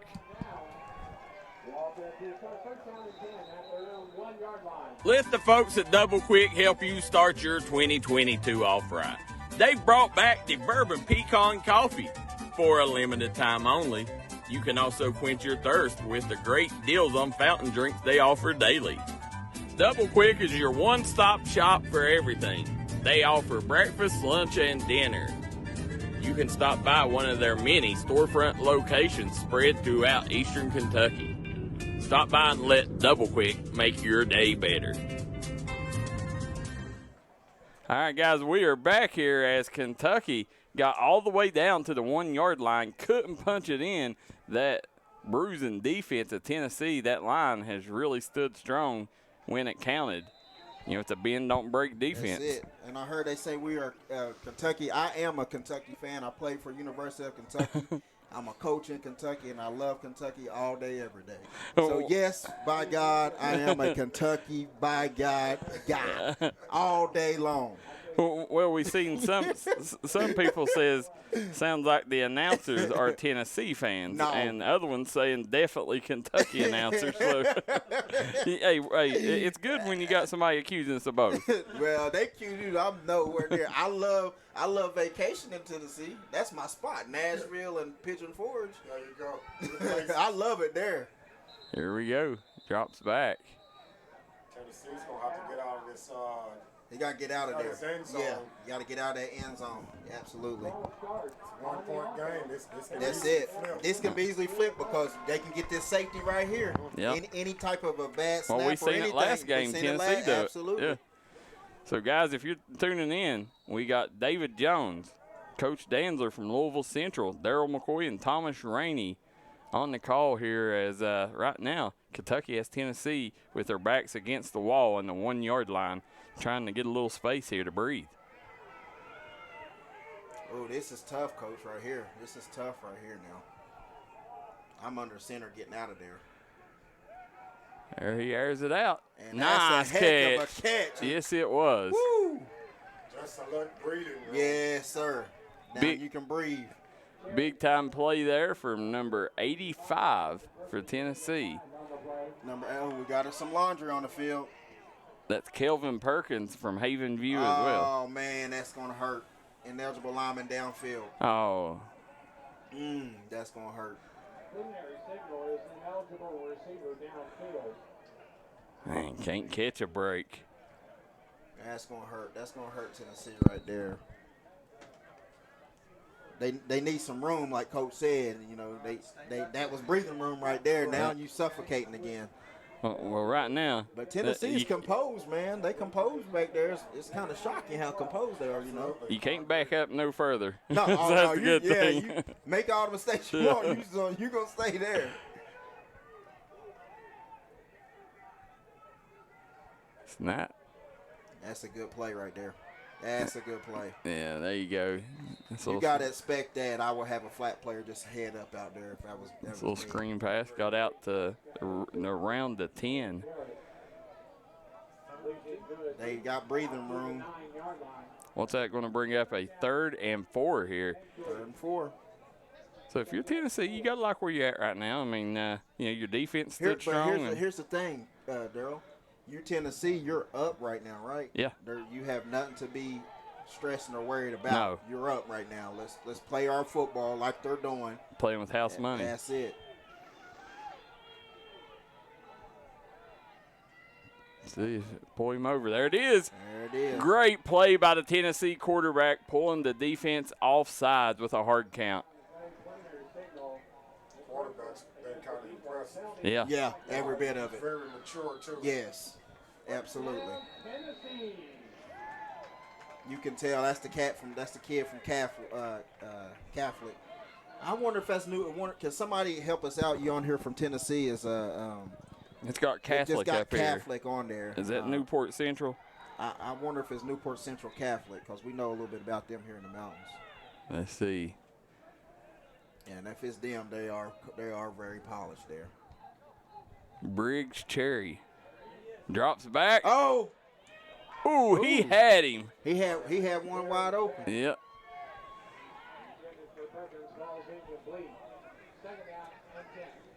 Again, Briggs Cherry right on the money, just couldn't haul it in there as you're looking 7-6 lead. Tennessee on top of Kentucky. 2nd and 10 here with 57 seconds to go here in the 3rd quarter.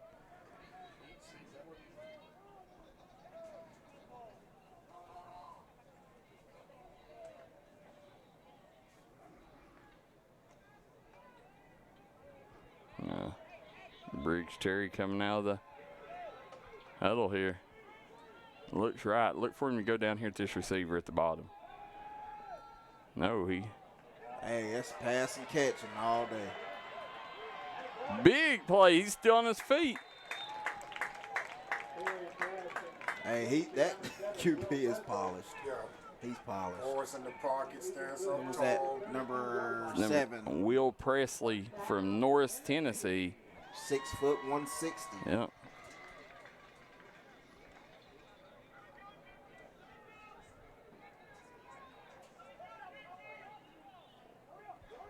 There's a good look at Briggs Cherry.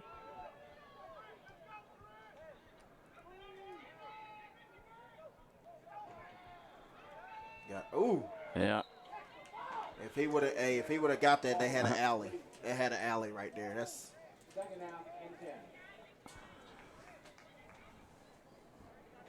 That's tough. Yeah. It's going to bring up a 2nd and 10 here for the Volunteer fans. Briggs Cherry is going to Knox Catholic. Okay. Okay, that's it. Knoxville Catholic. Knoxville Catholic. Knoxville Central Catholic, right? Yeah. Okay, yeah. Okay, we know a little bit about them. We played them at Belfry when they had Rogers. Yeah. Yep. So we. yeah. We know a lot about them. Yeah. Amari Rogers, what yes, is that? Amari Went Rogers. Notre Dame. Yeah, he. No, he went to Clemson. Or That's was it Clemson? Yeah. T. Martin's stepson. Yeah.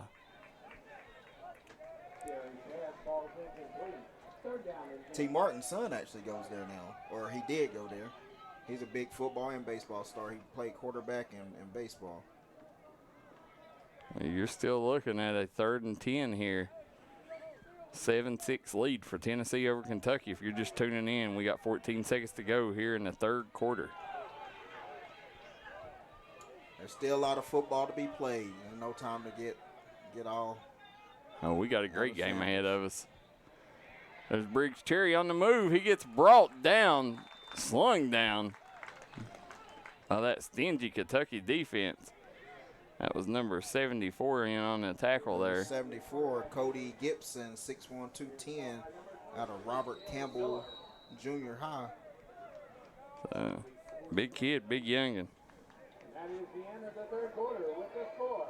That'll be the end of the third quarter as we're going to sit here 7-6 lead. A lot of talent on the field. Come right back and join us for the final stretch, fourth quarter action in just a moment here on the D&D Sports Network.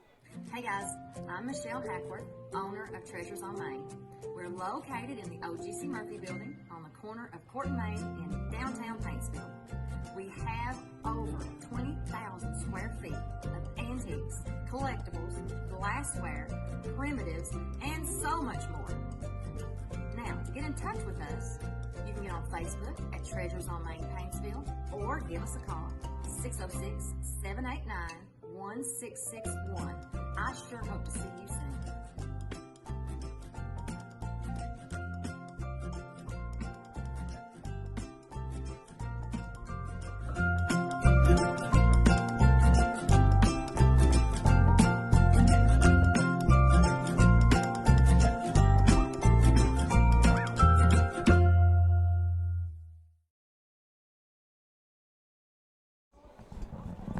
Back live from St.X High School, David Jones, Daryl McCoy, Coach Dazzler, and Thomas the Maestro Rainey as we're sitting here down the final stretch, fourth quarter action. Tennessee will go into the final quarter with a 7-6 lead, their only lead of the day between all three games. See if they can hold on to it. We got some fans saying put JoJo Stags in, Mason County fans. I think I seen JoJo, didn't I? I think we did. Oh, fumble, yes. Kentucky still comes up with it. JoJo, he probably defensive guy. I see him down here. JoJo Sketch, 5'10", 182. From Mason County? Mason County. Mason got a couple on here that's been represented. Hayden Horn, 5'8", 165, Mason County. They got some cats that's represent Mason County very well. We got Monica Haywood says, "Let's go Tennessee."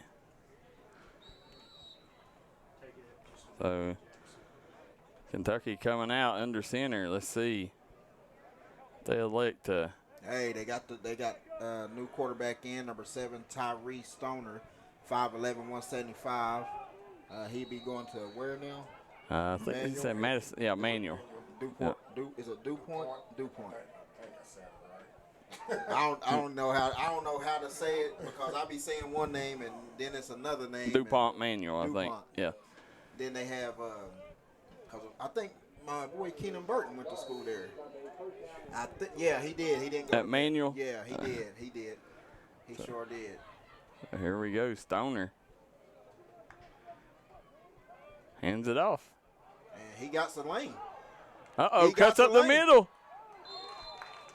That was number 28, Marquise Hightower, 5'10", 175. And that was Naja Dickey from Bearden with the tackle there, 5'10", 177-pounder, David. That's a nice tackle. He had that lane there. Yep.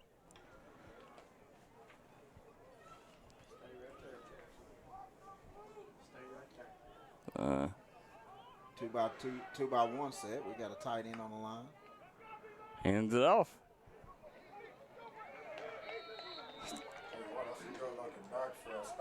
Yeah. Oh yeah, that's really Yep. good. I like that. Coaches will love that. Yeah, I was about to say I like that backfield. Next time I'm gonna tell, hey, just pull it.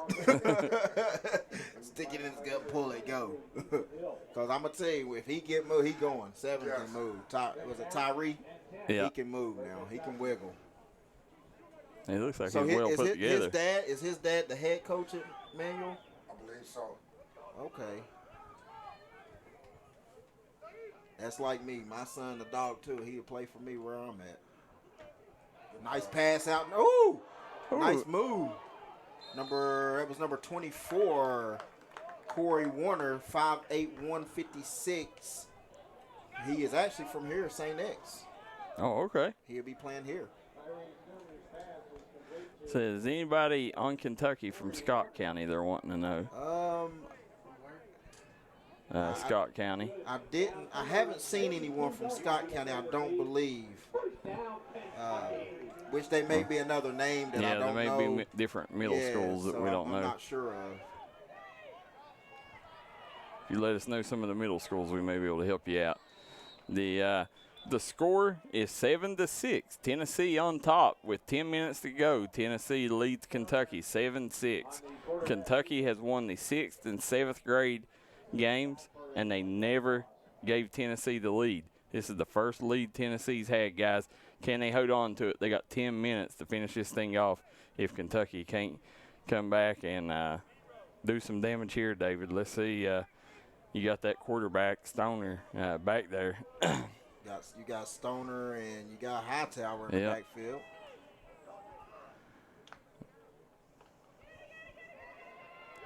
Oh, they got him. Nice defensive stop right there, guys. You can't beat that. That was number 5 in on the sack. Number 5, Kyron Coleman from Station Camp. There you go. Kyron Coleman. This is a big play right here. It's 3rd and forever. 9:14 to go. Guys, you're watching the Mountain's #1 source for sporting news, the D&D Sports Network. Tyler Prickett says middle schools are Scott, Georgetown, Royal Springs, and Great Crossings. Great Crossing has a middle school? Yes, so.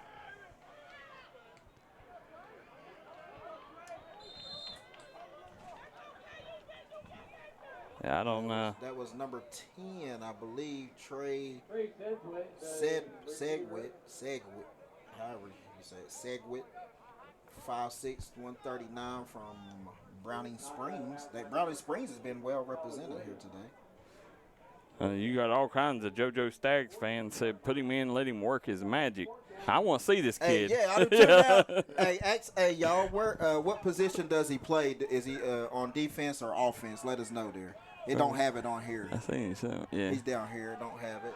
JoJo Staggs. Let us know what position he plays. Let's put him in. Let's see that magic. Yeah, we promote for him too. Put him in. Let's go. Yeah, he's a big boy. He's 5'10", 182. I have him in there too. So you see Kentucky talking it over there. As we look up, 8 minutes. Time's running down, and this thing's gonna come down to the end, David. Yeah. Oh yeah. That's a tough call, though. Yep. Hand them? Yep. Or do you take the risk of giving them the ball at the 40? And defense has not been. It's been a little shaky. So that's a big. That's an uncomfortable situation for a coach right now. Right. I'm glad I'm up here in the press box. Me too.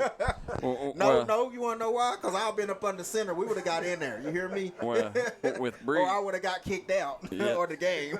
With Briggs Cherry, I know what I'd do. I'd try to pin them deep because I'm not handing him a short field. That's exactly what I'm saying. Exactly. That's a good point with the quarterback that Tennessee has. Yes. Yeah. Do you want to give them the ball out in their midfield? Yeah.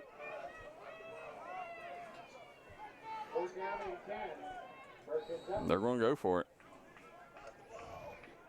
Stoner. He's back. And he got one. He Yep. got it. There it is. That's number 10, Trey Sigwood. Was that Thompson, number 8? I don't want to get it wrong. Yes, sir. It was number 8. It's Dalen Thompson, 5'6", 120 from Johnson Middle. That is a huge play. That is very huge. The I Abby see Brown. my boy Toe Britt. He down there. Hey, he walking that sideline. He's wanting to get in. He's wanting to get in the game. There you go. He got it. He got it. He's still on his feet. down the inside the 10 there. What number was that? Number 21, Jaquan Crawford, 6 foot 160, Elkhorn Middle School. Abby Foster Brown says, shout out to number 24, Tennessee from Johnson City, Science Hills. And my husband's little brother is a beast. Said D&D, y'all rock. Appreciate that, and I love Johnson City too. I've been up there several times, big time. A big shout out there. My daughter actually is in Johnson City. Well, let's see. Yeah, it's a good thing that I wasn't the coach because, we'd be sitting there playing defense right now. Facts. Yeah. That's why he does what he does best. That's why we work out so well. He does this best, and I stay in the background. There we go. Looks like it's going to be on the 14-yard line. Kentucky taking over Stoner. Hands off. And he's up. Oh, and Stoner keeps it. There's a flag. Stiff arm. There's a flag.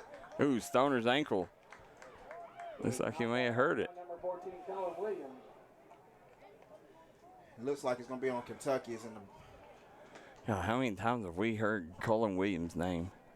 so much.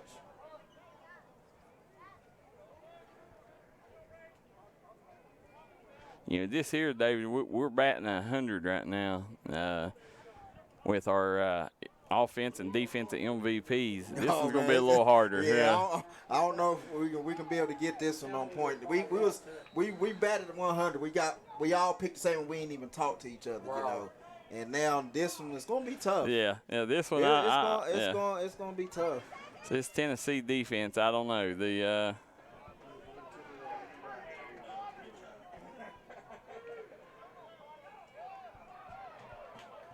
Big tackle there.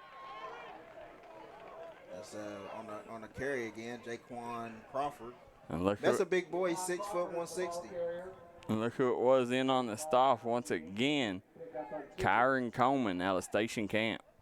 Hey, he's been a stud all day. I like him, and the other kid I like is number 66 for Tennessee. That young man really stood up, Jerry Martin III. Yes, he has.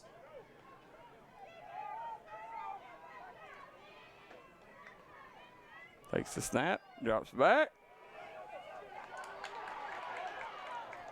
Hey, I'm going to tell you right now, Fletcher was right on by Trey. Trey Sedgwick, he is a stud out there. He's a stud receiver. He was 1,000% on the money with him. Oh, he just got a... So we got a 3rd and goal here. See what they can do. 3rd and goal. They don't have any... They're going to have to get in there. Or get a field goal. Yep. Get close enough, get a field goal ready, and go with it. Let's see what they can do right here. Should be a handoff. Stoner drops back. Same play. Oh, that's all right. He got him closer. Listen, they've run that same play 3-4 times in a row now. They're going for a field goal. Yeah. You better be confident in your field goal kicker here.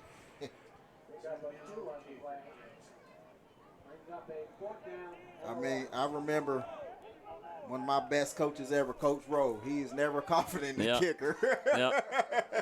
He was never confident in the kicker. We had a kicker that missed the field goal in the state championship game, and he went crazy. That's Seth Henson. Seth Henson for the kick, and it's up, and it is good. Seth Henson may have won the game for Team Kentucky there. Number 44. Seth Henson, 5'8", 135, Jeff County Traditional. We still got 5 minutes to go here, and if it comes down to that, how sweet would that be? The kicker gets to win the game. Oh man, that'd be sweet. That would be sweet. But I'm gonna tell you right now, with that quarterback, what's his name, Cherry, Cherry in the hey, you never know. I ain't even giving no inch because that cat. He's special. He's very special. He is. He's one of the best I've seen in Briggs Cherry at this age. I mean, he's so poised. He's the best quarterback out of everybody I've seen today. Yeah, just poised, just knowing the game, learning, like he told the back to go on to the side, switch to the side to help his protection, because he's seen it outnumbered to that side, and he knew his lineman couldn't pick that up. Like, that's beyond. That's huge. Yeah, that's See who we got back deep here. We got number 24, Ian. What's that? I guess it's Mattins, Liberty Bell. That's Ian Mathis. And then who else we got here? Number 18, Jason Thompson. Back deep to kick, or to receive the kick. See what they got here. Ooh, nice kick. He got it. This guy can run too, guys. He can run. I seen him. I told you. Uh-oh. He cut back. Kentucky finally. Hey, I seen him running earlier, and I seen he can jig. He can move. He sure can. But I'm going to tell you right now, for both Kentucky and Tennessee, you cannot run to that sideline or either team. They are fast. Hey, we was in Charleston yesterday, or last weekend, in Charleston. Charleston, West Virginia. Yeah, and we seen Kennedy Award winner Melvin Cunningham in the house. Yeah. The people don't know David comes from a little alley called Little Italy Camp, and they've had 3 superstars in Melvin Cunningham, Rodney Joplin, and David Jones out of that little area. Now we'll see if the next one is Mr. Kyrie Jones. Yeah, you got my other son, David Jones Jr. He's coming up through the ranks. Now he actually should have been playing in this 6th grade game, but he was doing track, and I didn't want to take him from that. So I don't ever push nothing on my kids. So, but he's a dog. He got to go to several camps this year. He went out to Scott County, and I had people calling me all over. There's a kid here, David Jones Jr. He said. I was like, yeah, that's mine. They was all telling me, you need to get him to come over here. Like, no, I'm sorry. Jack Orr says my grandson Seth may have won the game. Well, we hope that pans out for you, Absolutely. Jack. That would be huge. Jack, hey, Jack, you make sure you go get him anything he wants. My man, I love kickers. And anytime he want to, if it's before July the 1st, you come holler at Coach Jones. How things change. Shauna Burnett says, go Coach Campbell, 77 from Tennessee, representing Seymour. Uh-oh. Oh, he's broke through. I told you. What did I tell you? That was number 2. It's Troy Beaufort. Yeah, and Beaufort, and then number 33, Malik Coburn on the tackle from Bowling Green. I told you, with him back there, it is hard. Hey, you can't put them all in there. D'Angelo Harris says, throw Kelvin Perkins the ball. He's a beast. Number 85. Number 85.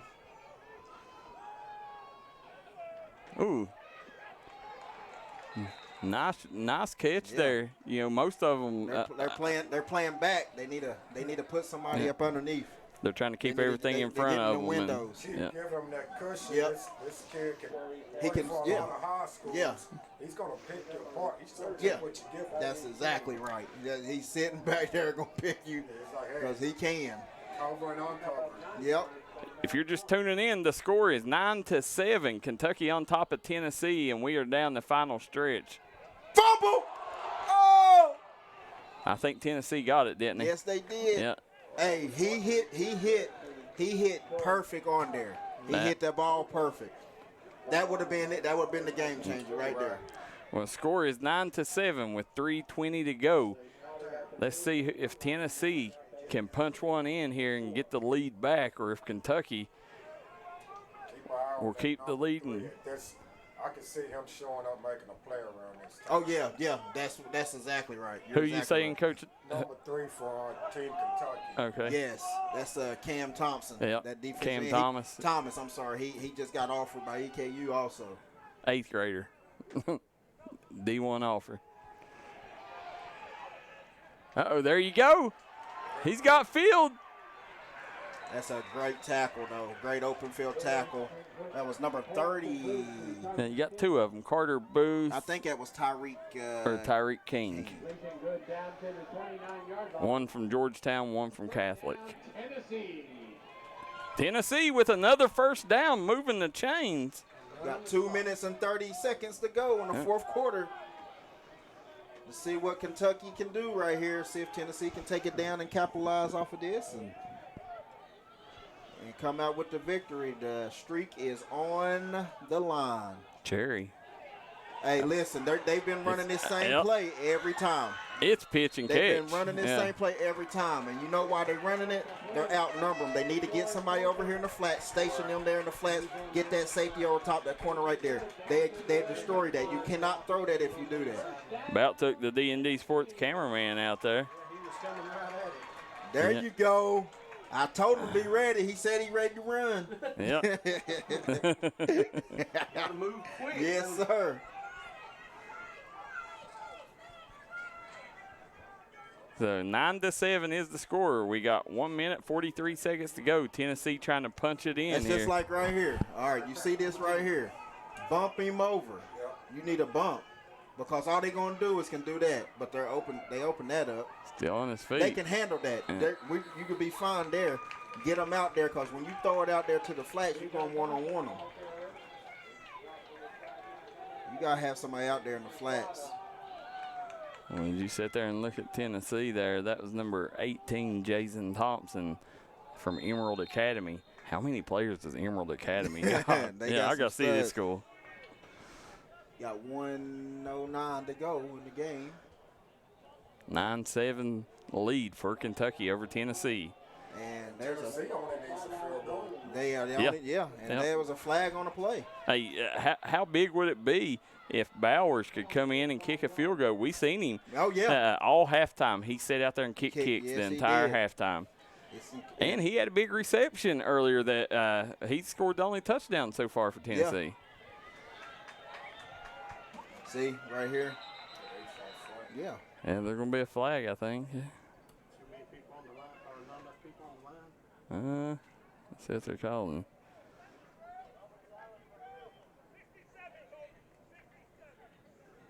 Say number 67. Kentucky. Uh-oh. Yeah. 52 seconds, right? Yeah, 52 seconds to go. What a ball game this is, guys. Make sure you hit that share button. Tell everybody, tune it to D&D Sports Network. Final drive here, 52 seconds to go. Kentucky versus Tennessee coming down to the final moments. Briggs Cherry lined up in the gun. See what type of playmakers there is out here. They stood him up. Yep. They stood him up. Yeah, he didn't get in. No, they stood him up. We got to look down the line there. Yeah. See, he got stood up there. Yeah.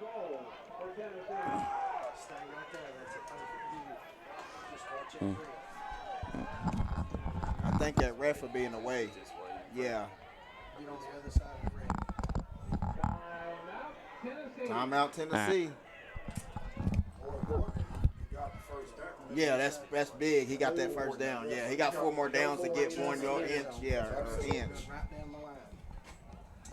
So as we're sitting, guys, right here, what are you doing? As you look, 22 seconds to go. You got to try to punch it in here, but even if it comes down to a field goal, but you got 3 tries right here, and if you got Briggs Cherry back there, I don't know why in the world you're not putting him under center right here. He's a big boy. He's not a small quarterback by no means. He screened the ball okay when he did. Absolutely. I mean, you look at it, and or if anything, it's on the 1 yard line. Get up under the center.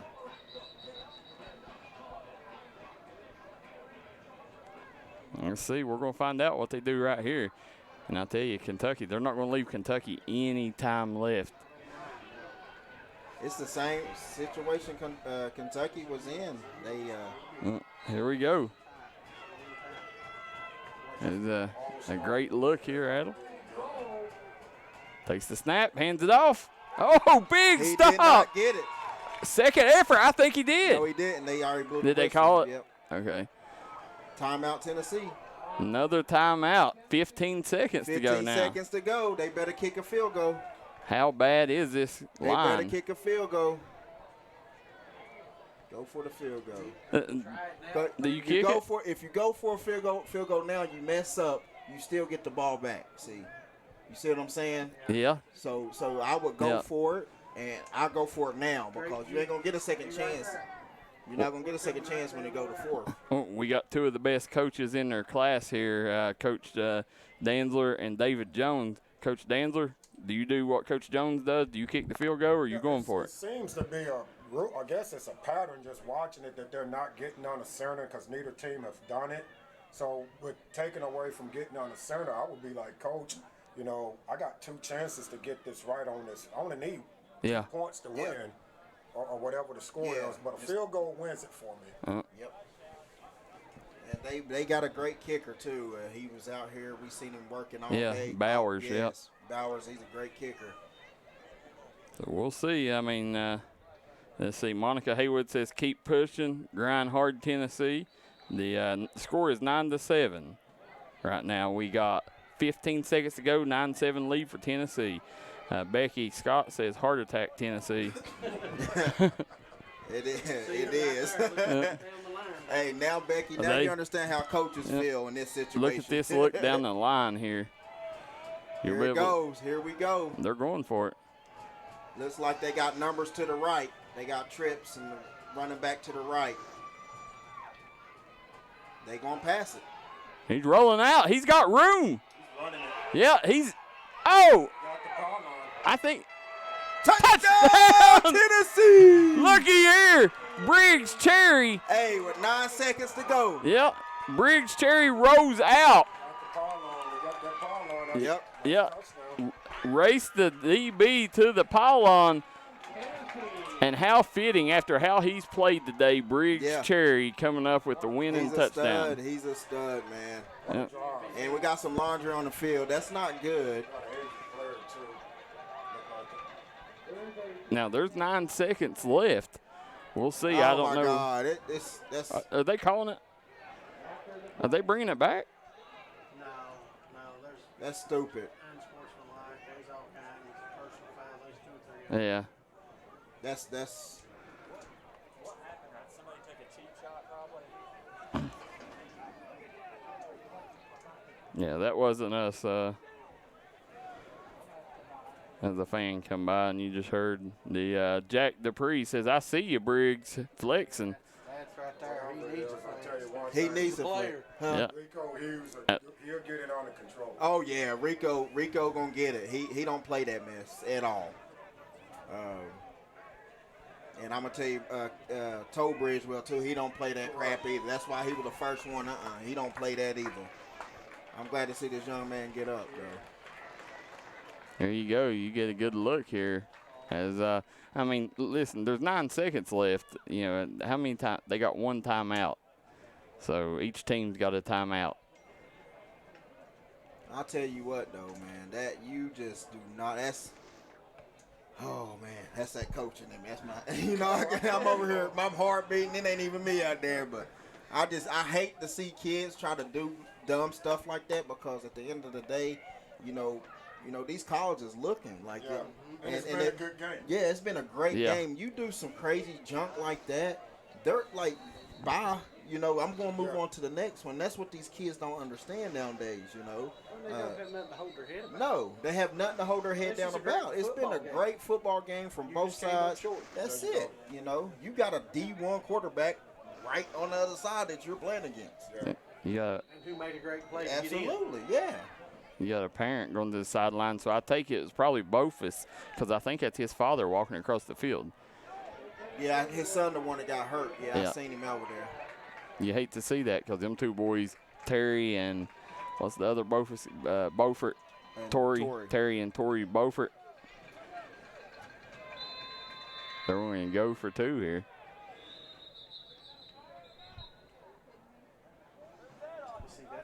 Timeout, Tennessee or Kentucky. Yeah. Scores 13-9. I don't know if I would have took a timeout right there. I would try to save it because I got 9 seconds to go. That's what I was wondering. Why would you save my timeout? I wouldn't have wasted it right here. Period. I don't know. On the return. Yeah, I would not have wasted that on here. Period. The clock stopped. So what was the purpose of that? I have no clue. Yeah. Maybe they're trying to get them under control. I don't know. I didn't see none of them out there on the field now. And at the end of the day, it don't matter what you give up here. No. You know, I mean, you can give up, at 2 points, it was 3. It was already there. Yeah. You know? Yeah, so I don't know. The out or something, maybe call timeout. Yeah. 13-9 is the score right now, and we got Tennessee on top now. Yeah, 2 just put you up on 6. Yeah. So Kentucky. Yeah, that's it. That's what I'm saying. There's no need for a timeout. You know, I would have just let them go ahead, and I'm focused on what we're going to do. Yeah. For this, when we get the ball. When we get the ball, what we're going to do. I'm going to need a timeout. I'm going to need time to work with it, and they may have another timeout, but I want as many timeouts as possible. Yeah, I think that was their last one. And as you're sitting here, he rolls out. Yeah, couldn't bring it down. We will still 13-9, 4-point ball game here. Tennessee on top of Kentucky. Kentucky has never swept Tennessee, and barring a miracle, it's not going to happen here today. No. So Kentucky's good. You know, whatever they do, they got to do on the return here. You know, Good return in the first half. Yeah. Yeah. Yeah, absolutely. Return, you got Yeah. the kicker, Jackson. Could we see a Music City miracle here? If we do, if we do, I'll go run on the field. Yeah, hey, there you go. That don't count it out. Yeah. You'll never catch me promising to run. I try to run down them steps, I'd fall. Yep. I might just do that just so I don't have to run. Yeah. Hey, what are you doing, falling? So my boy played last year, Trey Emmy. Tennessee won the game. Great atmosphere for the kids. Absolutely. Are you ready, Jackson? So let's see here.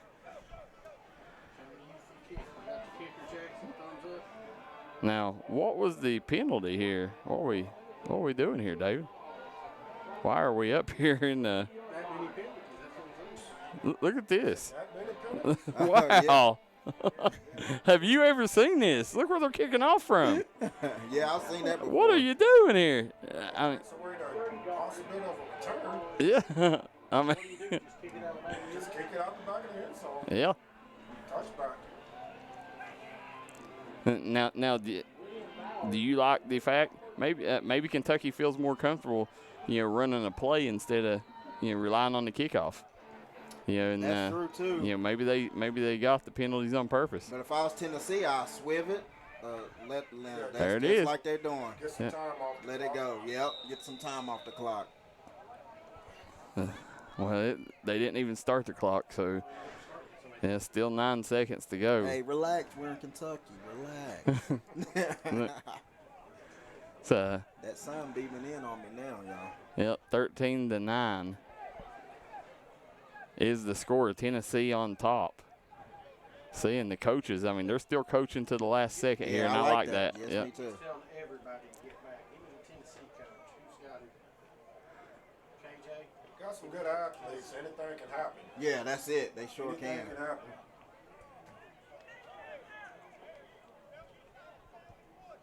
Or you can see the Tennessee coaches telling everybody to get back.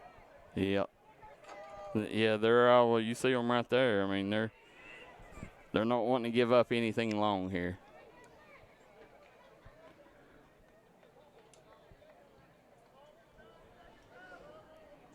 Let's see. Right now, you probably want every one of your athletes on the field right now. Even my lineman. I want my Yep. lineman. Yes. Yep. Here it goes. Got to get something going out of bounds. Yeah. See, Yeah, you ain't got no timeouts. Stoner.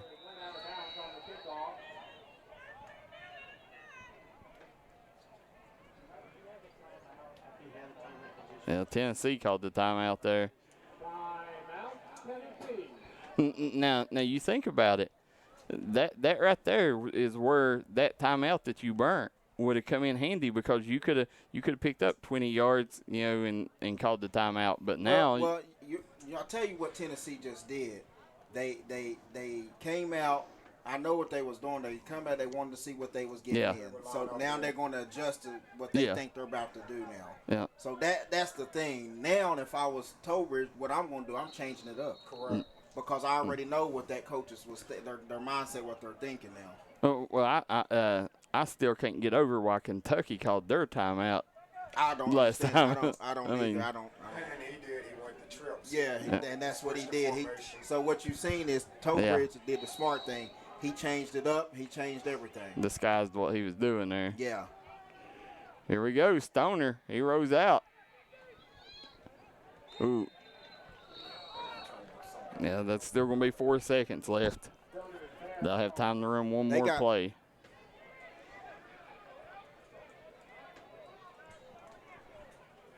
I thought they had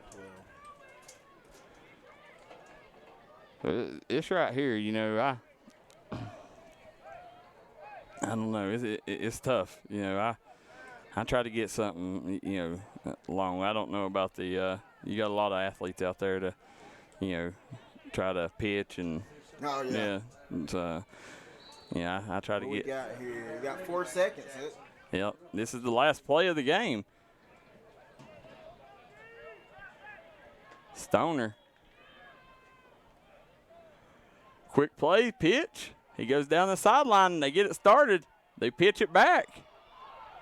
Uh-oh, the big lineman pitches it. They throw it back. Ew, you can't throw it forward. Yeah, you can't do 2 forward passes. Yeah. That was nice, though. Yep, and Tennessee will get the win in the granddaddy of all, the 8th grade game. Kentucky wins 6-7.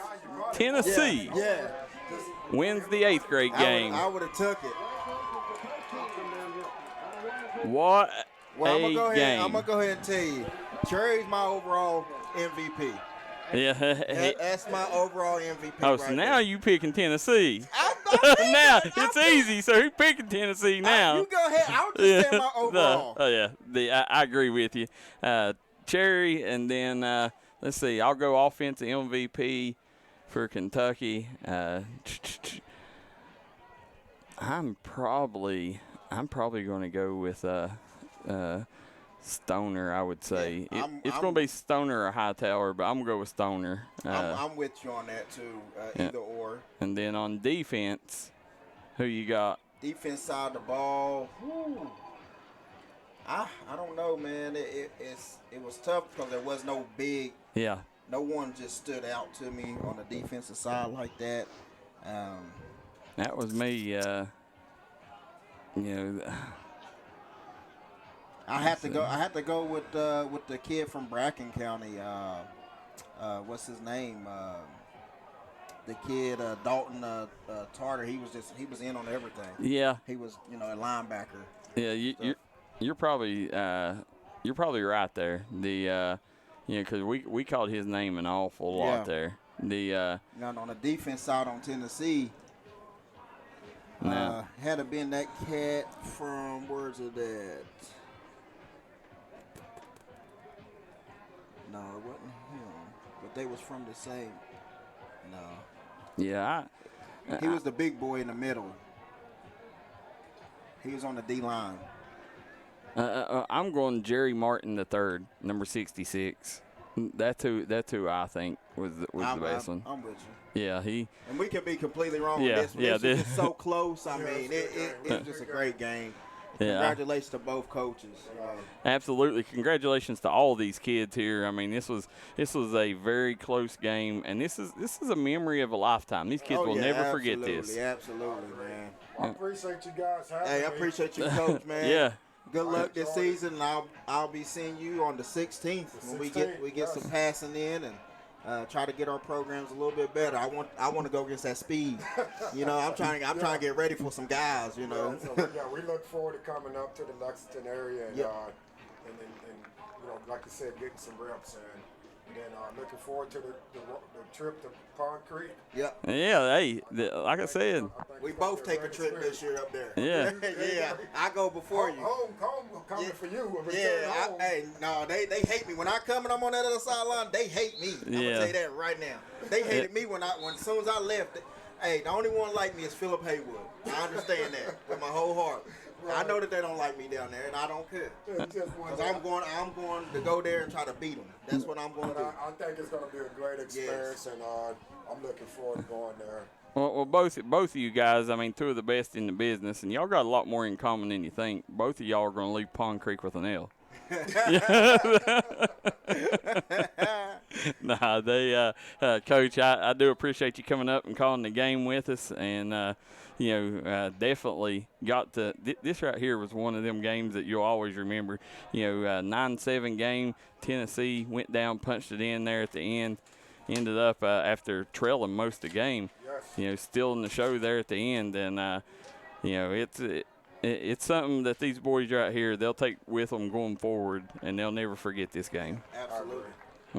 So we're waiting for the players of the game. We done gave our players of the game. So let's see who the official ones are here. I think the class act. Yeah. One of the top guys, whenever I lost Coach Scoggins, Dansville West, he was the next one in line, and he's been coaching me up and helping me with my coaching career, thus far, and he's one of the main guys over the Minority Coach Association, and I'm the president of it. So we've gotten really, really close. Let's put it that way, and his visions is my visions too. So I'm blessed to have him as a mentor also. That right there, a lot of people don't realize how many minority, elite minority coaches we got in this state, and definitely two of the best on the call with us here today. Let's see. I think they're getting ready to name them off here as they're trying to get the MVPs up to the press box here. Ladies and gentlemen, Here, your attention to the middle of the field. here it goes.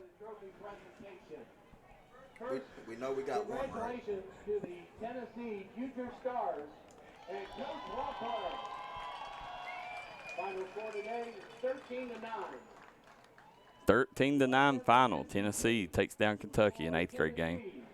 Number 1, quarterback, Briggs Terry. As we knew. Yep, Briggs Terry. As we knew. And the defensive MVP for Tennessee, number 5, Nah. Coleman. Yeah, Coleman. That's the first one we've been wrong on there. Coleman got the MVP. And he deserved it too. He's a big dog. I liked him a lot also. He did. He was right there, with Martin the third, yes. tearing up whatever they was trying to do, splitting that offensive line, that great offensive line. Yeah. That sun coming in on me now. That was. Yeah. For the Kentucky Future Stars, 8th grade team, number 32, Dalton Connor. Dalton who? Dalton Connor, number 32, is the defensive MVP for Kentucky. Number 32, that will be, that's the one we picked from Bracken County. Was it? Mm-hmm. Okay. Yeah, that's the one I picked. And the offensive MVP, running back, number 28, Marquez Hightower. Yeah, Hightower. Yeah, we picked the Kentucky ones off. And we had one wrong all day. Yep. Yeah. I guess 1 out of 6 ain't bad. That ain't bad. Yeah. Not bad at all. But listen, guys, as we've sat here, we see Tennessee down there. These boys are going to spend time. They've spent a week together here. They're going to be, partying today, celebrating this. And we can't thank not only Rico Hughes, but we can't thank the good Lord above enough for the opportunity He gave us today to do this game. This is a huge opportunity for D&D Sports. Absolutely. I want to thank everyone for tuning in and having fun with us, interacting with us. We love that type of stuff. Yep. And this is 100% about the kids, and we appreciate you guys helping us with our vision to help these young men to be successful one day. But we appreciate everybody, and hopefully y'all can tune in next time. And if y'all need anything from D&D, make sure you hit our page up, and we'll be there right on time. Yes, ma'am. Make sure, yes, sir. To make sure. Call me a ma'am, my lord. I was getting ready to give that ma'am a shout out there. But when you take a look at all these people listen, guys, as I said, we cover sports everywhere in the Tennessee, Virginia, West Virginia, Kentucky, and Ohio area. So if you got anything that you want promoted, a kid, if you want help getting in college, or you make a big play, or you want publicity for what you're doing, contact D&D Sports Network, the Mountain's #1 source for sporting news, and we'll make sure that we get it out like no other can. Absolutely. So, guys, so long for David Jones, Daryl McCoy, Thomas Rainey, KJ Phillips, and Jackson Estridge here from St.X High School. That's been the conclusion of the 2022 Future Stars game, Kentucky versus Tennessee. See y'all next year.